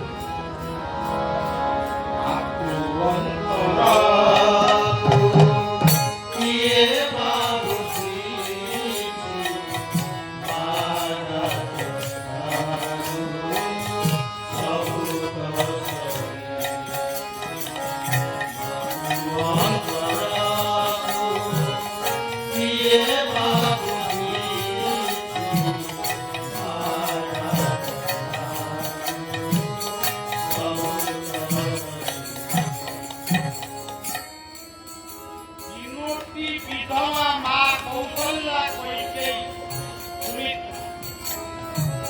ସିଏ ବସିଛନ୍ତି ଭରତ ରାମଙ୍କୁ କହୁଛନ୍ତି ଭାଇ ଇଏ ଅଯୋଧ୍ୟା ଆପଣଙ୍କର ରାମ କହୁଛନ୍ତି ଭରତ ଅଯୋଧ୍ୟା ତୁମର ଦି ଭାଇଙ୍କ ଭିତରେ କଥା ଜାଣି ଶେଷକୁ ମର୍ଯ୍ୟାଦା ପୁରୁଷୋତ୍ତମ ରାମ ଗୋଟିଏ ଉତ୍ତର ଦେଲେ ଭରତ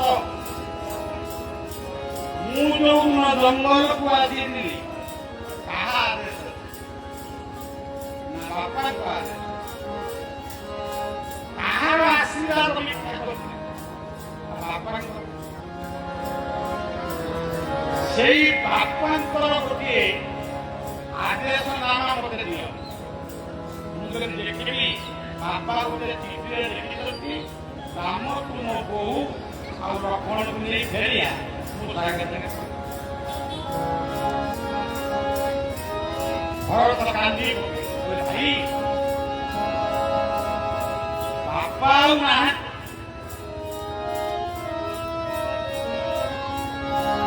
ମୁଁ ଆଦେଶ ନାମା କୋଉଠି କୋଉ ପାଇଲି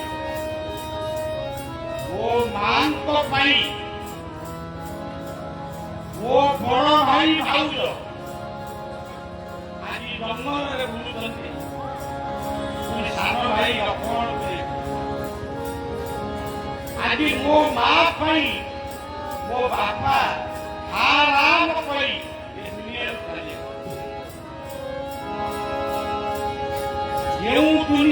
ଏଇ ଦୁନିଆରେ ସବୁ ମିଳିବ ସେଇ ଦୁଇଟି କଥା ମିଳିବନି ପିଲାମାନଙ୍କୁ କହିବ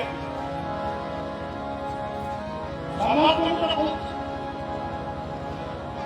ମୁଁ ନିଜେ ଯାହା ଭାବେ ସେଇ କଥାଟା କରେ ଯୋଉଟା କରେ ତାହା ହିଁ ମୁଁ କରେ ଆଜି ଏଇ ସଭାରେ ମୁଁ ସତ କଥା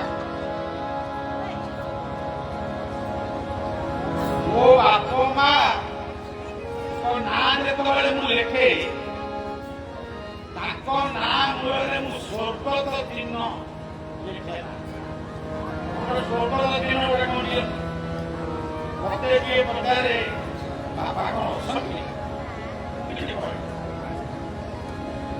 ଆପଣଙ୍କ ବୋଉ ଅଛନ୍ତି ତାପରେ ମୁଁ କହେ ପର୍ଯ୍ୟନ୍ତ ବଞ୍ଚିଛି ଏ ଦେହ ସମ୍ପତ୍ତି ହେଉଛି ମୋ ବାପା ମାନଙ୍କର। ମୁଁ ତ ବଞ୍ଚିଛି, ମୋ ବାପା କେମିତି ବଞ୍ଚିବେ, ମୋ ମା କେମିତି ବଞ୍ଚିବେ? ମୁଁ ଗୀତା ପ୍ରେମୀ, ମୋ ଗୀତା ମତେ ଶିଖେଇଛି ଆତ୍ମା ମରେ ନା, ନୈନଂ ଛିନ୍ଦନ୍ତି ସହସ୍ରାଣୀ। নৈনং দহতি পাবত ন চৈনং হৃদয়ং ত্যাগ ন শোষয়তি মনঃ। ତେଣୁ ସଜ୍ଜନ ଏମିତି କୋଉ କୋଉ କଥା ତଳେ ରମିଯିବ। ମୁଁ ଏତେ କଥା ଗପିଲେ ବି ମନେ ବି କିଛି ରହିବନି କାହାର। ଯେତିକି ଆପଣମାନେ ମନେ ରଖିବେ ସେତିକି କହିବ କଥା ଶେଷ କରିବା କଥା। ଏ ସଂସାର ହେଉଛି ଚିତ୍ରକୂଟ ପାହାଡ଼। ଏ ଚିତ୍ରକୂଟ ପାହାଡ଼ରେ ରାମ, ଲକ୍ଷ୍ମଣ, ସୀତା ଆଉ ଭରତ, ଶତ୍ରୁଘ୍ନ ଇଏ ସମସ୍ତେ ଅଛନ୍ତି ଏଇ ଜୀବନ ଭିତରେ। ଏଇଠି ଅଛନ୍ତି କୌଶଲ୍ୟା, କୈକେୟୀ, ସୁମିତ୍ରା। ଯେ କିଏ ତ୍ରିଗୁଣ ରଜୁ ପରେ ধরি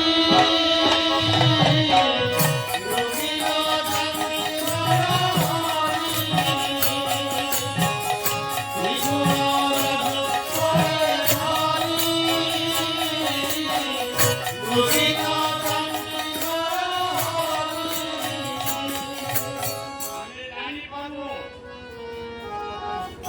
ଆମରି ଭିତରେ ସେଇ ପ୍ରଭୁ ତିନିଟା ଗୁଣକୁ ନେଇକିରି ଆମ ଜୀବନକୁ, ଆମ ପରିବାରକୁ ସେ ତିନୋଟି କଣ? କର୍ମ, ଜ୍ଞାନ, ଭକ୍ତି। ଏଠି କଣ ଚାଲିଛି ବର୍ତ୍ତମାନ? ଭକ୍ତି। ଆପଣ ମନେ ରଖୁଛନ୍ତି କଣ? ଜ୍ଞାନ। ରାତି ପାଇଲେ କରିବେ କଣ? କର୍ମ।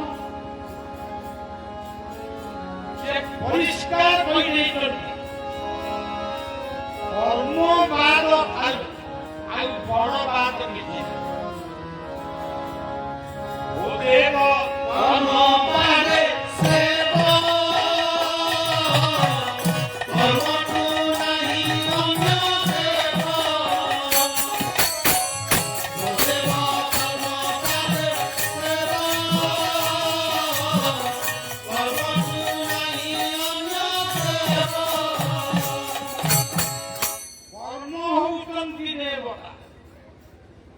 ଏଠି ବଳିଆ ଆସିଲା, ଆପଣମାନେ ଆଇଲେ, କୀର୍ତ୍ତନୀୟ ଆସିଲେ, ପ୍ରସାଦ ହେଲା, ଏମିତି ସବୁ ଫଟୋ ବାଟ ଚାଲିଛି। ଏ କୋଉ ପାଇଁ? କର୍ମ ହିଁ ତାର।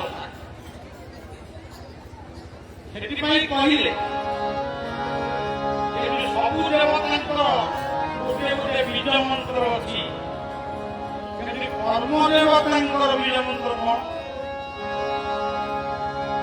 କର୍ମ হর মূল বীজ। জেনে অপুরি তুমে দেব। কর্ম হর মূল বীজ। জেনে অপুরি উঠে দেব।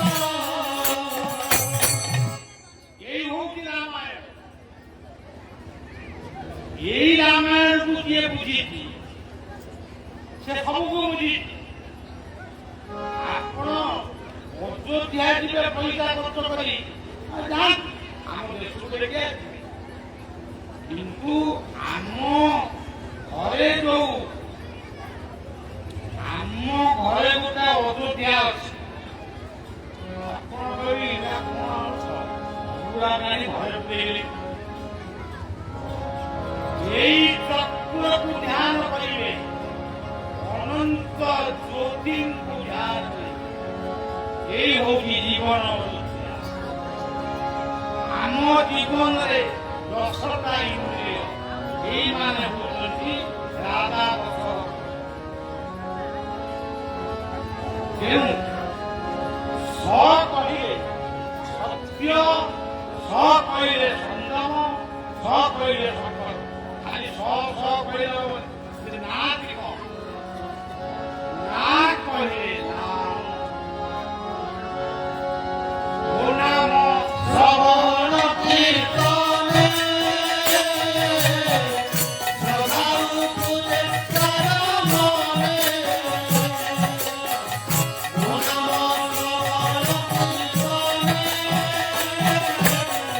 শ্রদ্ধাউ তুজে চরণে পুরি କହିଲେ অথাই অন্তর্গতে কেবল ভক্তি করণতে অথাই অন্তর্গতে কেবল ভক্তি করণতে নাম ঠাকুর অনুকূল চন্দ্র বলে বর্ণনা করেছেন। নাম পরম ব্রহ্ম জীবের ধর্ম। চৈতন্য কইলে হরের নামেইব কেবল। স্বামী শিবানন্দ কইলে সবে इसी भेद इसी हाल में रहो राधा रमन राधा रमन राधा रमन इसी भेद इसी हाल में रहो राधा रमन राधा रमन শ্রী ঠাকুর নিগমানন্দ কইলে সবাই বলো জয় গুরু। তুমি বলো আমি বলো जय गुरु जय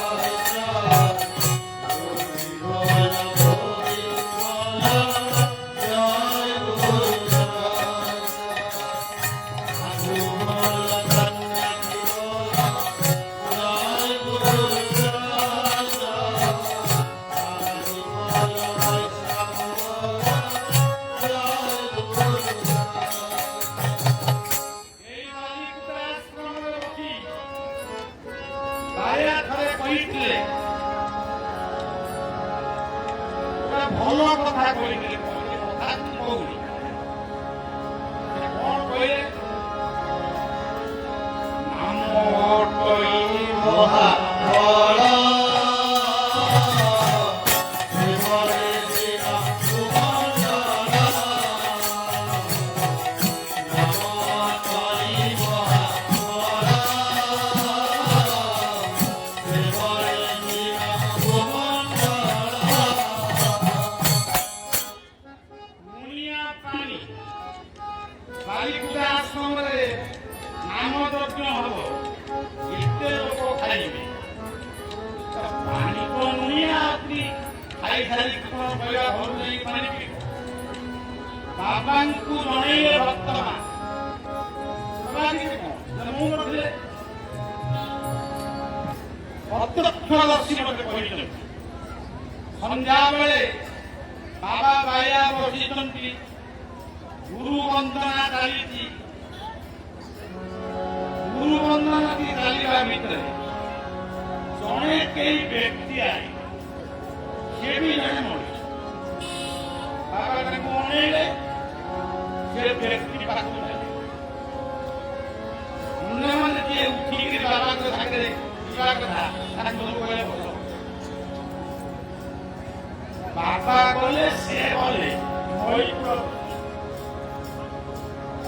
ନଈକୂଳ ପର୍ଯ୍ୟନ୍ତ ଯାଇ କଣ କଥାବାର୍ତ୍ତା ହେଲେ ସିଏ ଜାଣନ୍ତି ନା ସିଏ। ତାପରେ ବାୟା କହିଲେ ମୁଁ ଡଙ୍ଗା ଭିତରେ ବସିକିରି ମାନେ ରାତି ମୁଁ ଡଙ୍ଗା ଭିତରେ ନାକ ଡଙ୍ଗା ଭିତରେ ରହିଲି। ସକାଳୁ ଆଇଲେ, ତାପରେ ଅଧିବାସ ହେଲା, ନାମ ଯଜ୍ଞ ହେଲା, ଲୋକ ହଜାର ହଜାର ଖାଇଲେ। ଖାଇ ସାରିଲା ପରେ ମନେ ପଡ଼ିଲା ଆରେ ପାଣି କୋଉଠୁ ଆଇଲା ନିଆଁ ପାଣି ପାଣି କୋଉଠୁ ଆଇଲା ଏଇ ଓଡ଼ିଶା ମାଟିରେ ଏଭଳି ମହାପୁରୁଷ ଜନ୍ମ ହେଇଥିଲେ ସେ ମଧୁ ଲୁଣିଆ ପାଣିଟା ମଧୁର ହେଇଯାଇଥିଲା ଏହା ସତ୍ୟ ଆପଣମାନେ ତ ଏଇ ସେଇ ମାନେ ସେ ଆଶ୍ରମ ଦେଖାଯାଉଛି ଏଇ ଓଡ଼ିଶା ମାଟିରେ ଅଚ୍ୟୁତ ଯଶୋବନ୍ତ ବଳରାମ ଜଗନ୍ନାଥ ବିଶ୍ୱବନ୍ତ ଆବିର୍ଭାବ ହୋଇଥିଲେ ଠାକୁର ବିରାମ ଜନ୍ମ ହେଇଥିଲେ ବୈକୁଣ୍ଠନାଥ ମଧୁସୂଦନ କେତେ ମହାପୁରୁଷ ଏଇ ଓଡ଼ିଶା ମାଟିରେ ଜନ୍ମ ହେଇଥିଲେ ଭାରତ ବର୍ଷରେ ତ ଅସଂଖ୍ୟ କିନ୍ତୁ ଆମେ ଯେତେ ଭଲ କଥା ଶୁଣିଲେ ଆମେ ଯୋଉ ବାଳୁଙ୍ଗାକୁ ସେଇ ବାଳୁଙ୍ଗା ସମସ୍ତେ ଆମେ ମୁଁ ହୁଏତ ବାଳୁଙ୍ଗା ହେଇପାରେ ଭଲ ମଣିଷ ଏ ଦୁନିଆରେ ତାକୁ ଆମେ ଖୋଜିବା ଦୌଡ଼ିବା ଆମର ଇଚ୍ଛା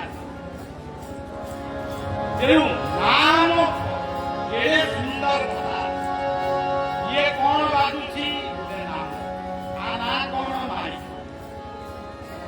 ମୁଁ କିଏ ନାମ ବଳିଆ ମୋ ଘର କୋଉଠି ଜଗତସିଂହପୁର ତମେ କିଏ ଆରେ ଏଠି କଣ ଜଳୁଛି ସେଠି କଣ ଚାଲିଛି ଇଏ ଜଗତରେ ଯେତେ ନାମ ଅଛି ସବୁ ଯାକ ନାମ ଅଛି ତାଙ୍କରି ନାମ ସେଇ ନାମ ଭିତରେ ମହାପୁରୁଷ ମାନେ ଆମକୁ ଯୋଉ ନାମ ଦେଇଛନ୍ତି ସେ ନାମ କେତେ ଭଲ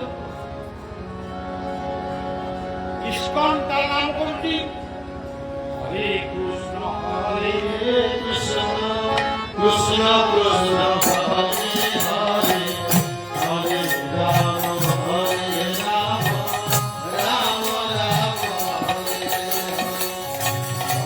কৃষ্ণ হরে কৃষ্ণ কৃষ্ণ কৃষ্ণ হরে হরে হরে রাম রাম রাম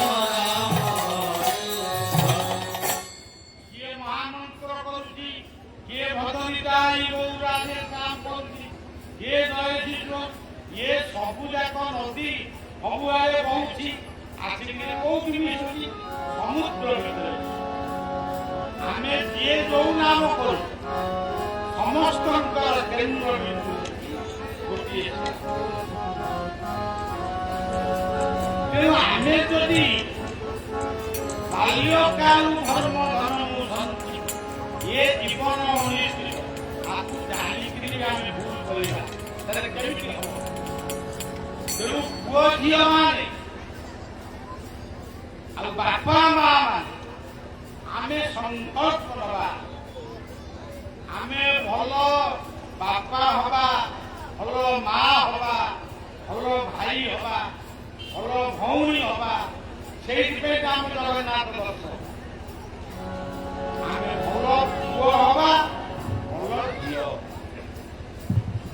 ଏମିତି ହଉ ହଉ ତାପରେ ମରିବା ଆମକୁ କିଛି ଦିନ ଲୋକ ମନେ ରଖିବେ ତାପରେ ଆମେ କିଏ ଜନ୍ମ ହେଇଥିଲୁ କୁମାର ପଡ଼ାରେ ବି ହରିହରେ କେହି ଜାଣିବେ ଆପଣଙ୍କୁ ଏଇ ପଚାରିଲେ ଆପଣ ବାପା ନାଁ କହିବେ କଣ ଜାଣିନାହାନ୍ତି ତାପରେ ଭାବିକି କହିବେ କଣ ନା ତେଣୁ ଆଉ ନା କେବଳ କେବଳ ଜୟ ଗୁରୁ ଏତିକି କହିଲେ ଗୋଟିଏ ଶିଷ୍ୟ ଜାଣି ଏଇ କଥାଟା ମୋର ଶେଷ କଥା ଆଉ କହିବେ ଯେ ଗୁରୁଙ୍କ ପାଖରେ ପହଞ୍ଚିଲା ଗୁରୁଙ୍କୁ କହିଲା ମତେ ନାମ ନାମ ନେଇ କଣ କରିବି ମୁଁ ଜପ କରିବି ହୁଣ୍ଡାଟା କି ନାମ ଇଏ ସବୁଦିନେ ଯାଇକି ଗୁରୁକୁ ବିରକ୍ତ କଲା। ଗୁରୁଦେବ ମତେ ନାମ ଦେଲେ। ଗୁରୁଦେବ ମତେ ନାମ ଗୁରୁଦେବ ମତେ ନାମ ଦେଲେ ବକ୍ ବକ୍ ବକ୍ କରୁ। ଇଏ ଭାବିଲା ମତେ ଗୁରୁଦେବ ନାମ ଦେଲେ। ସିଏ ଦୌଡ଼ିକିରି ଆସି ଯୋଉ ଘରେ ସେ ଶୁଏ ସେଇଠି ଗୋଟେ ସପ ପକେଇ ଟକାସନ କରି ଜପ କଲା। ଏକ ବକ୍ ବକ୍ ବକ୍, ଏକ ବକ୍ ବକ୍। ଏଇ ନାମକୁ ଭଜନ କରୁଛୁ। ଭଗବାନ ପ୍ରତିଜ୍ଞା କରିଛନ୍ତି ଗୀତାରେ ଆଉ ଭାଗବତ ଯିଏ ଧାମ ପ୍ରବଦ୍ୟନ୍ତେ ସ୍ଥାଂସ୍ତଥୈବ ଭଜାମ୍ୟହଂ ମମ ବର୍ତ୍ତନ୍ତେ ମନୁଷ୍ୟା ପାର୍ଥ ସର୍ବସ୍ୱ।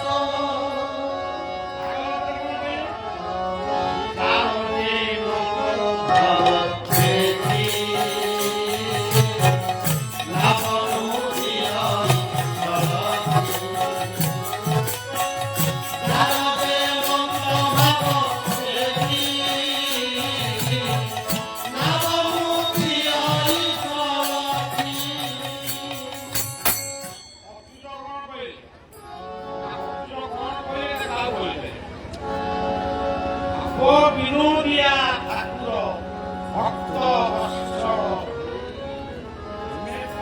ଭକ୍ତିରେ ଡାକିବ ଠାକୁର ଶୁଣିବେନି। ଠାକୁର ବଡ଼ ମିଠୁଆ। ଆଉ ତମେ କହିବ ମୁଁ ମଣିଷ ମାରିବି ଠାକୁର ମତେ ରକ୍ଷା କର। ଯଦି ରକ୍ଷା କରିବେ ଠାକୁର ଆମେ ମାରିବେ। ସେ ନିଜେ ଗୀତାରେ କହୁଛନ୍ତି ଦଣ୍ଡୋ ରମେ କାମସ୍ୟ। ତେଣୁ ସଜ୍ଜନ ସବୁଠାରୁ ବଡ କଥା ହଉଛି ଭାବ। ତେବେ ଏମିତି ହଉ ହଉ କଣ ହବ ଶେଷ ମା ମାନେ ଶେଷକୁ କଣ କହନ୍ତି? କଥା କିଏ ମୋର ସହିଗଲା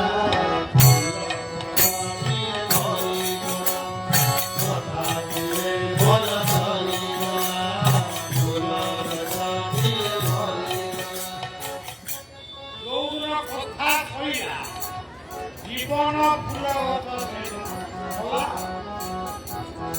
ଆଉ ତମକୁ ବର କରି ତମ ମୁର୍ଗା ରଖିଲେ ବାପା କହିଲେ ମୁଁ କହିବୁ ନା ବୋଉ କହିଲେ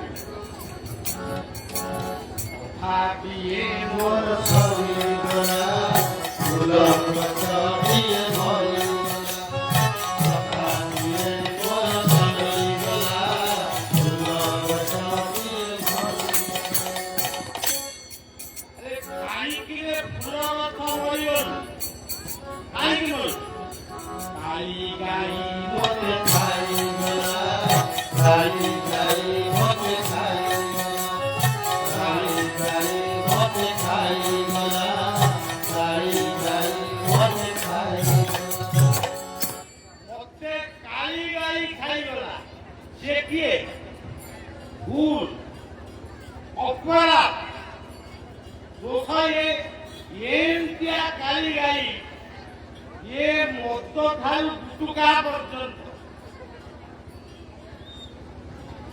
ମତେ ଖାଇଗଲା। ଆଉ ମୁଁ ଯାହା 5 ବର୍ଷ 3 ବର୍ଷ ଅଧିକ ବଞ୍ଚି ଖାଆନ୍ତି ଏଇ ମତେ ଖାଇଲା। ଆରେ କାଳି ଗାଈ କାହିଁ ଖାଇଗଲୁ? କାହିଁ ଖାଇଗଲୁ? କାଳି ଗାଈ କହିଲା ସାକିରିଆ ମତେ ଜଗିଲା ନାହିଁ, ସାକିରିଆ ମତେ ଜଗିଲା, ସାକିରିଆ ମତେ ଜଗିଲା ନାହିଁ, ସାକିରିଆ ମତେ ଜଗିଲା। ଜୀବନର ଶ୍ରେଷ୍ଠ ସେବକ ଆମମାନଙ୍କର ପ୍ରକୃତରେ ଜୀବନର ଶ୍ରେଷ୍ଠ ସେବକ ହେଉଛନ୍ତି ଆମର ଗୁରୁ। ଦେଖି ନାହିଁ ଭଗବାନ, ଦେଖିଛି ମୁଁ ଗୁରୁରେ। ତେଣୁ ମୁଁ ଗୁରୁଙ୍କର କଥା ମାନିଲି, ଗୁରୁ ବି ମତେ ଜଗିଲି। ଆଚ୍ଛା କାହିଁକି ଚାକିରିଆ ତୁ ଜଗିଲୁ ନାହିଁ? କିଏ ଗୁରୁ କହିଲା ବଡ ମତେ ଖାଇବାକୁ ଦେଲା, ବଡ ବୋଉ କିଏ? ବୁଦ୍ଧି ବିବେକ ଜ୍ଞାନ ବଳେ ମରଣ ଦିବାରେ ବୁଦ୍ଧି ବିବେକ ଜ୍ଞାନ ବଳେ ମରଣ ଦିବାରେ ବୁଦ୍ଧିକୁ କହି ତାକୁ ସାର ପଣ୍ଡିତ ଜନକ ବ୍ୟବହାର ବୁଦ୍ଧିକୁ କହି ତାକୁ ସାର ପଣ୍ଡିତ ଜନକ ବ୍ୟବହାର ଆଜି ସକାଳେ ଗୋଟେ ପିଲା ତା ବାପା କହୁଛନ୍ତି ତା ବାପାକୁ କହୁଛି ମୋ ପୁଅ କଣ ପଢିବ? ପୁଅ କଣ ପଢିବ? ମୁଁ ପଢିଆ କେମିତି କହିବେ? ତୋ ପୁଅକୁ ପଚାରୁନୁ ପିଲା ଲୋକ ସେ କଣ ପଢିବ? ତମ ମନ କଣ? ନା ମୁଁ ପଚାରୁଛି ସେ ସାଇନ୍ସ ପଢିବ ନା ଆର୍ଟ ପଢିବ? ପିଲାକୁ ଟିକେ ପଚାର। ପିଲା କହିଲା ମୁଁ ଆର୍ଟ ଭଲ କଥା କହିପାରୁଛି ତମେ କହୁଛ କି ଜାଣିଛି। ତେଣୁ ସବୁବେଳେ ଜୀବନଟାକୁ ବୁଦ୍ଧିମୟ କର, ବିବେକ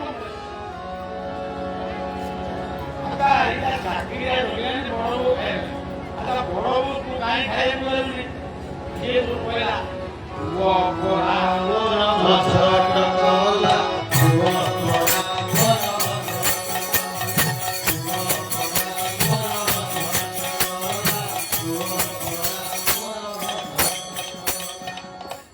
ପୁଅଟି କିଏ?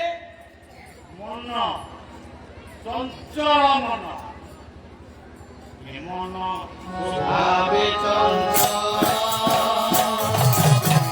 କେବେ ନରରେ ନିଶ୍ଚଳ ମନ ଭାବେ ଚଞ୍ଚଳ କେବେ ନରରେ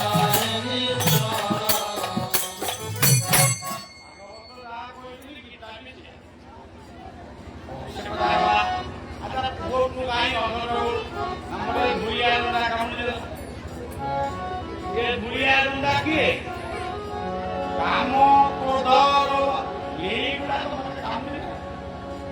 ମୁଁ କାମୁକ ହେଇଗଲି, ମୁଁ କ୍ରୋଧୀ ହେଇଗଲି, ଲୋଭୀ ହେଇଗଲି।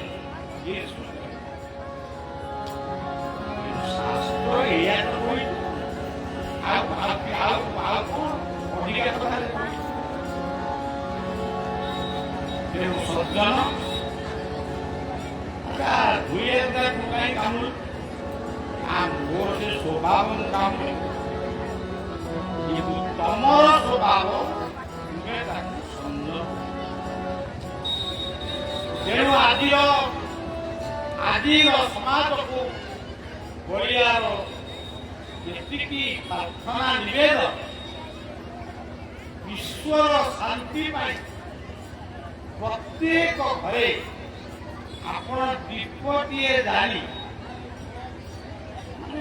ଦିନ ତମାମ ମୁଁ କହୁନି କି ରାତି ତମାମ କହୁନି, ଦୀପଟିଏ ଜାଳି ବିଶ୍ୱର ଶାନ୍ତି କାମନା କରିବେ। ତା ଭିତରେ ପରିବାର ଶାନ୍ତି। ଆଜି ମନ୍ଦିରର ଯେତିକି ଆବଶ୍ୟକତା ନାହିଁ, ଏ ଶିକ୍ଷାବିତ ଅଞ୍ଚଳ, ଏ କଟକ କେନ୍ଦ୍ରାପଡ଼ା ଅଞ୍ଚଳ ଆପଣମାନେ ବସିଛ। ଆମେ ଜାଣିଛୁ ଆମ ଅଞ୍ଚଳରେ କେତେ ଶିକ୍ଷିତ କେତେ ଅଶିକ୍ଷିତ। ତେଣୁ ଆଜି ଆପଣମାନେ ଏତିକି ନିଶ୍ଚୟ ଅନୁମୋଦିତ କରିବେ, ମନ୍ଦିର ଲଗେଇ କରିବେ ନା ଗଛ ଲଗେଇବେ? ଯଦି ଗଛ ଲଗେଇବେ ସେ ଅମ୍ଳଜାନ ଦବ ଆମକୁ ବଞ୍ଚିବା ପାଇଁ। ଦେଉଳଟି ଆମକୁ କଣ ଦବ? ଯେତିକି ଦେଉଳ ଆମ ଅଞ୍ଚଳରେ ଅଛି, ଗାଁରେ ଅଛି, ସେତିକି ଆମେ ଯତ୍ନ କରିବା। ଆଉ କାହିଁ ଅଧିକ ଦେଉଳ କରୁଛୁ? ଇଏ ଦ୍ୱିତୀୟ କଥା, ଗଛ ଲଗେଇବେ ବଞ୍ଚେ। ଯଦି ମୁଁ ଶୁଣିବି ଏ ଅଞ୍ଚଳର ପିଲାମାନେ ବାବୁମାନେ ବଳିଆ କଥାକୁ ମନେ ରଖି କିଛି ଗଛ ଲଗେଇଛନ୍ତି, ଆଉ ଥରେ ଡାକିଲେ ଦେଖିବା ଚେଷ୍ଟା କରିବା ଆସିବା ଯଦି ବଞ୍ଚିଛି। ତାପରେ ଗୋଟେ ବଡ ନିବେଦନ ହଉଛି, ଏଇ ସତସଙ୍ଗ ମାଟିରେ, ଏଇ ନାମ କୀର୍ତ୍ତନ ମାଟିରେ ଆମ ଇଷ୍ଟ ଦେବ ଜଗନ୍ନାଥ ସ୍ମରଣ କରି ଆପଣମାନେ ମଦ୍ୟ ମାଦକ ତ୍ୟାଗ କରି କର୍ମବାଦୀର ଭାଗ୍ୟକୁ ବିଶ୍ୱାସ କର, କର୍ମବାଦୀ ମଦ୍ୟ ମାଦକ ନିଶ୍ଚୟ ଛାଡ଼ିବେ। ମୁଁ ଗୋଟେ ଖବର ନେବି ନାହିଁ, କୋଉ ପିଲାମାନେ ଆଜି ବାବା ଭଳିଆ କି ଜୟ କରିକି ଆଣିଛ, ମୁଁ ସେଇମାନଙ୍କୁ ଏନକ୍ୱାରି ମୁଁ ଯେମିତି ଲୋକ କହିଲେ ବୁଝିବି। ପିଲାମାନେ ଭଲ ମଣିଷ, ଭଲ ମଣିଷ କି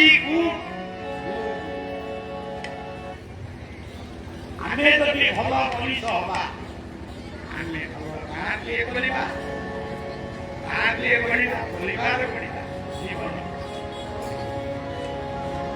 ଆମ କୀର୍ତ୍ତି ସବୁଜ ପାଇଁ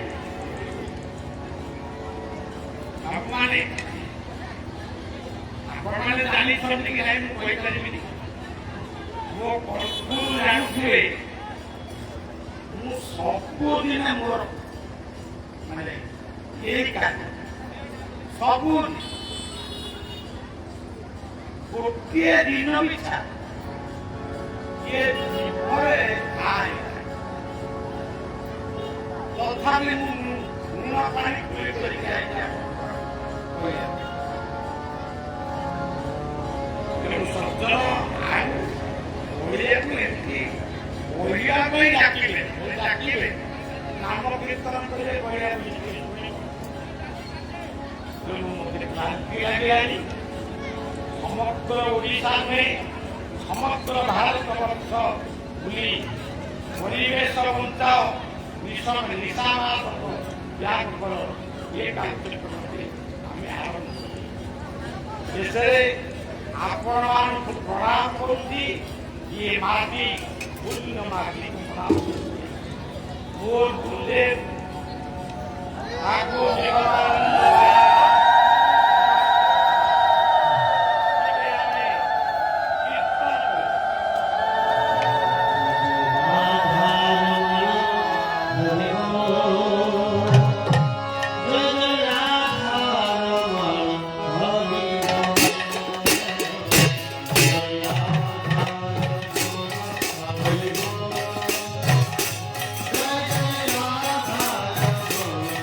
Hare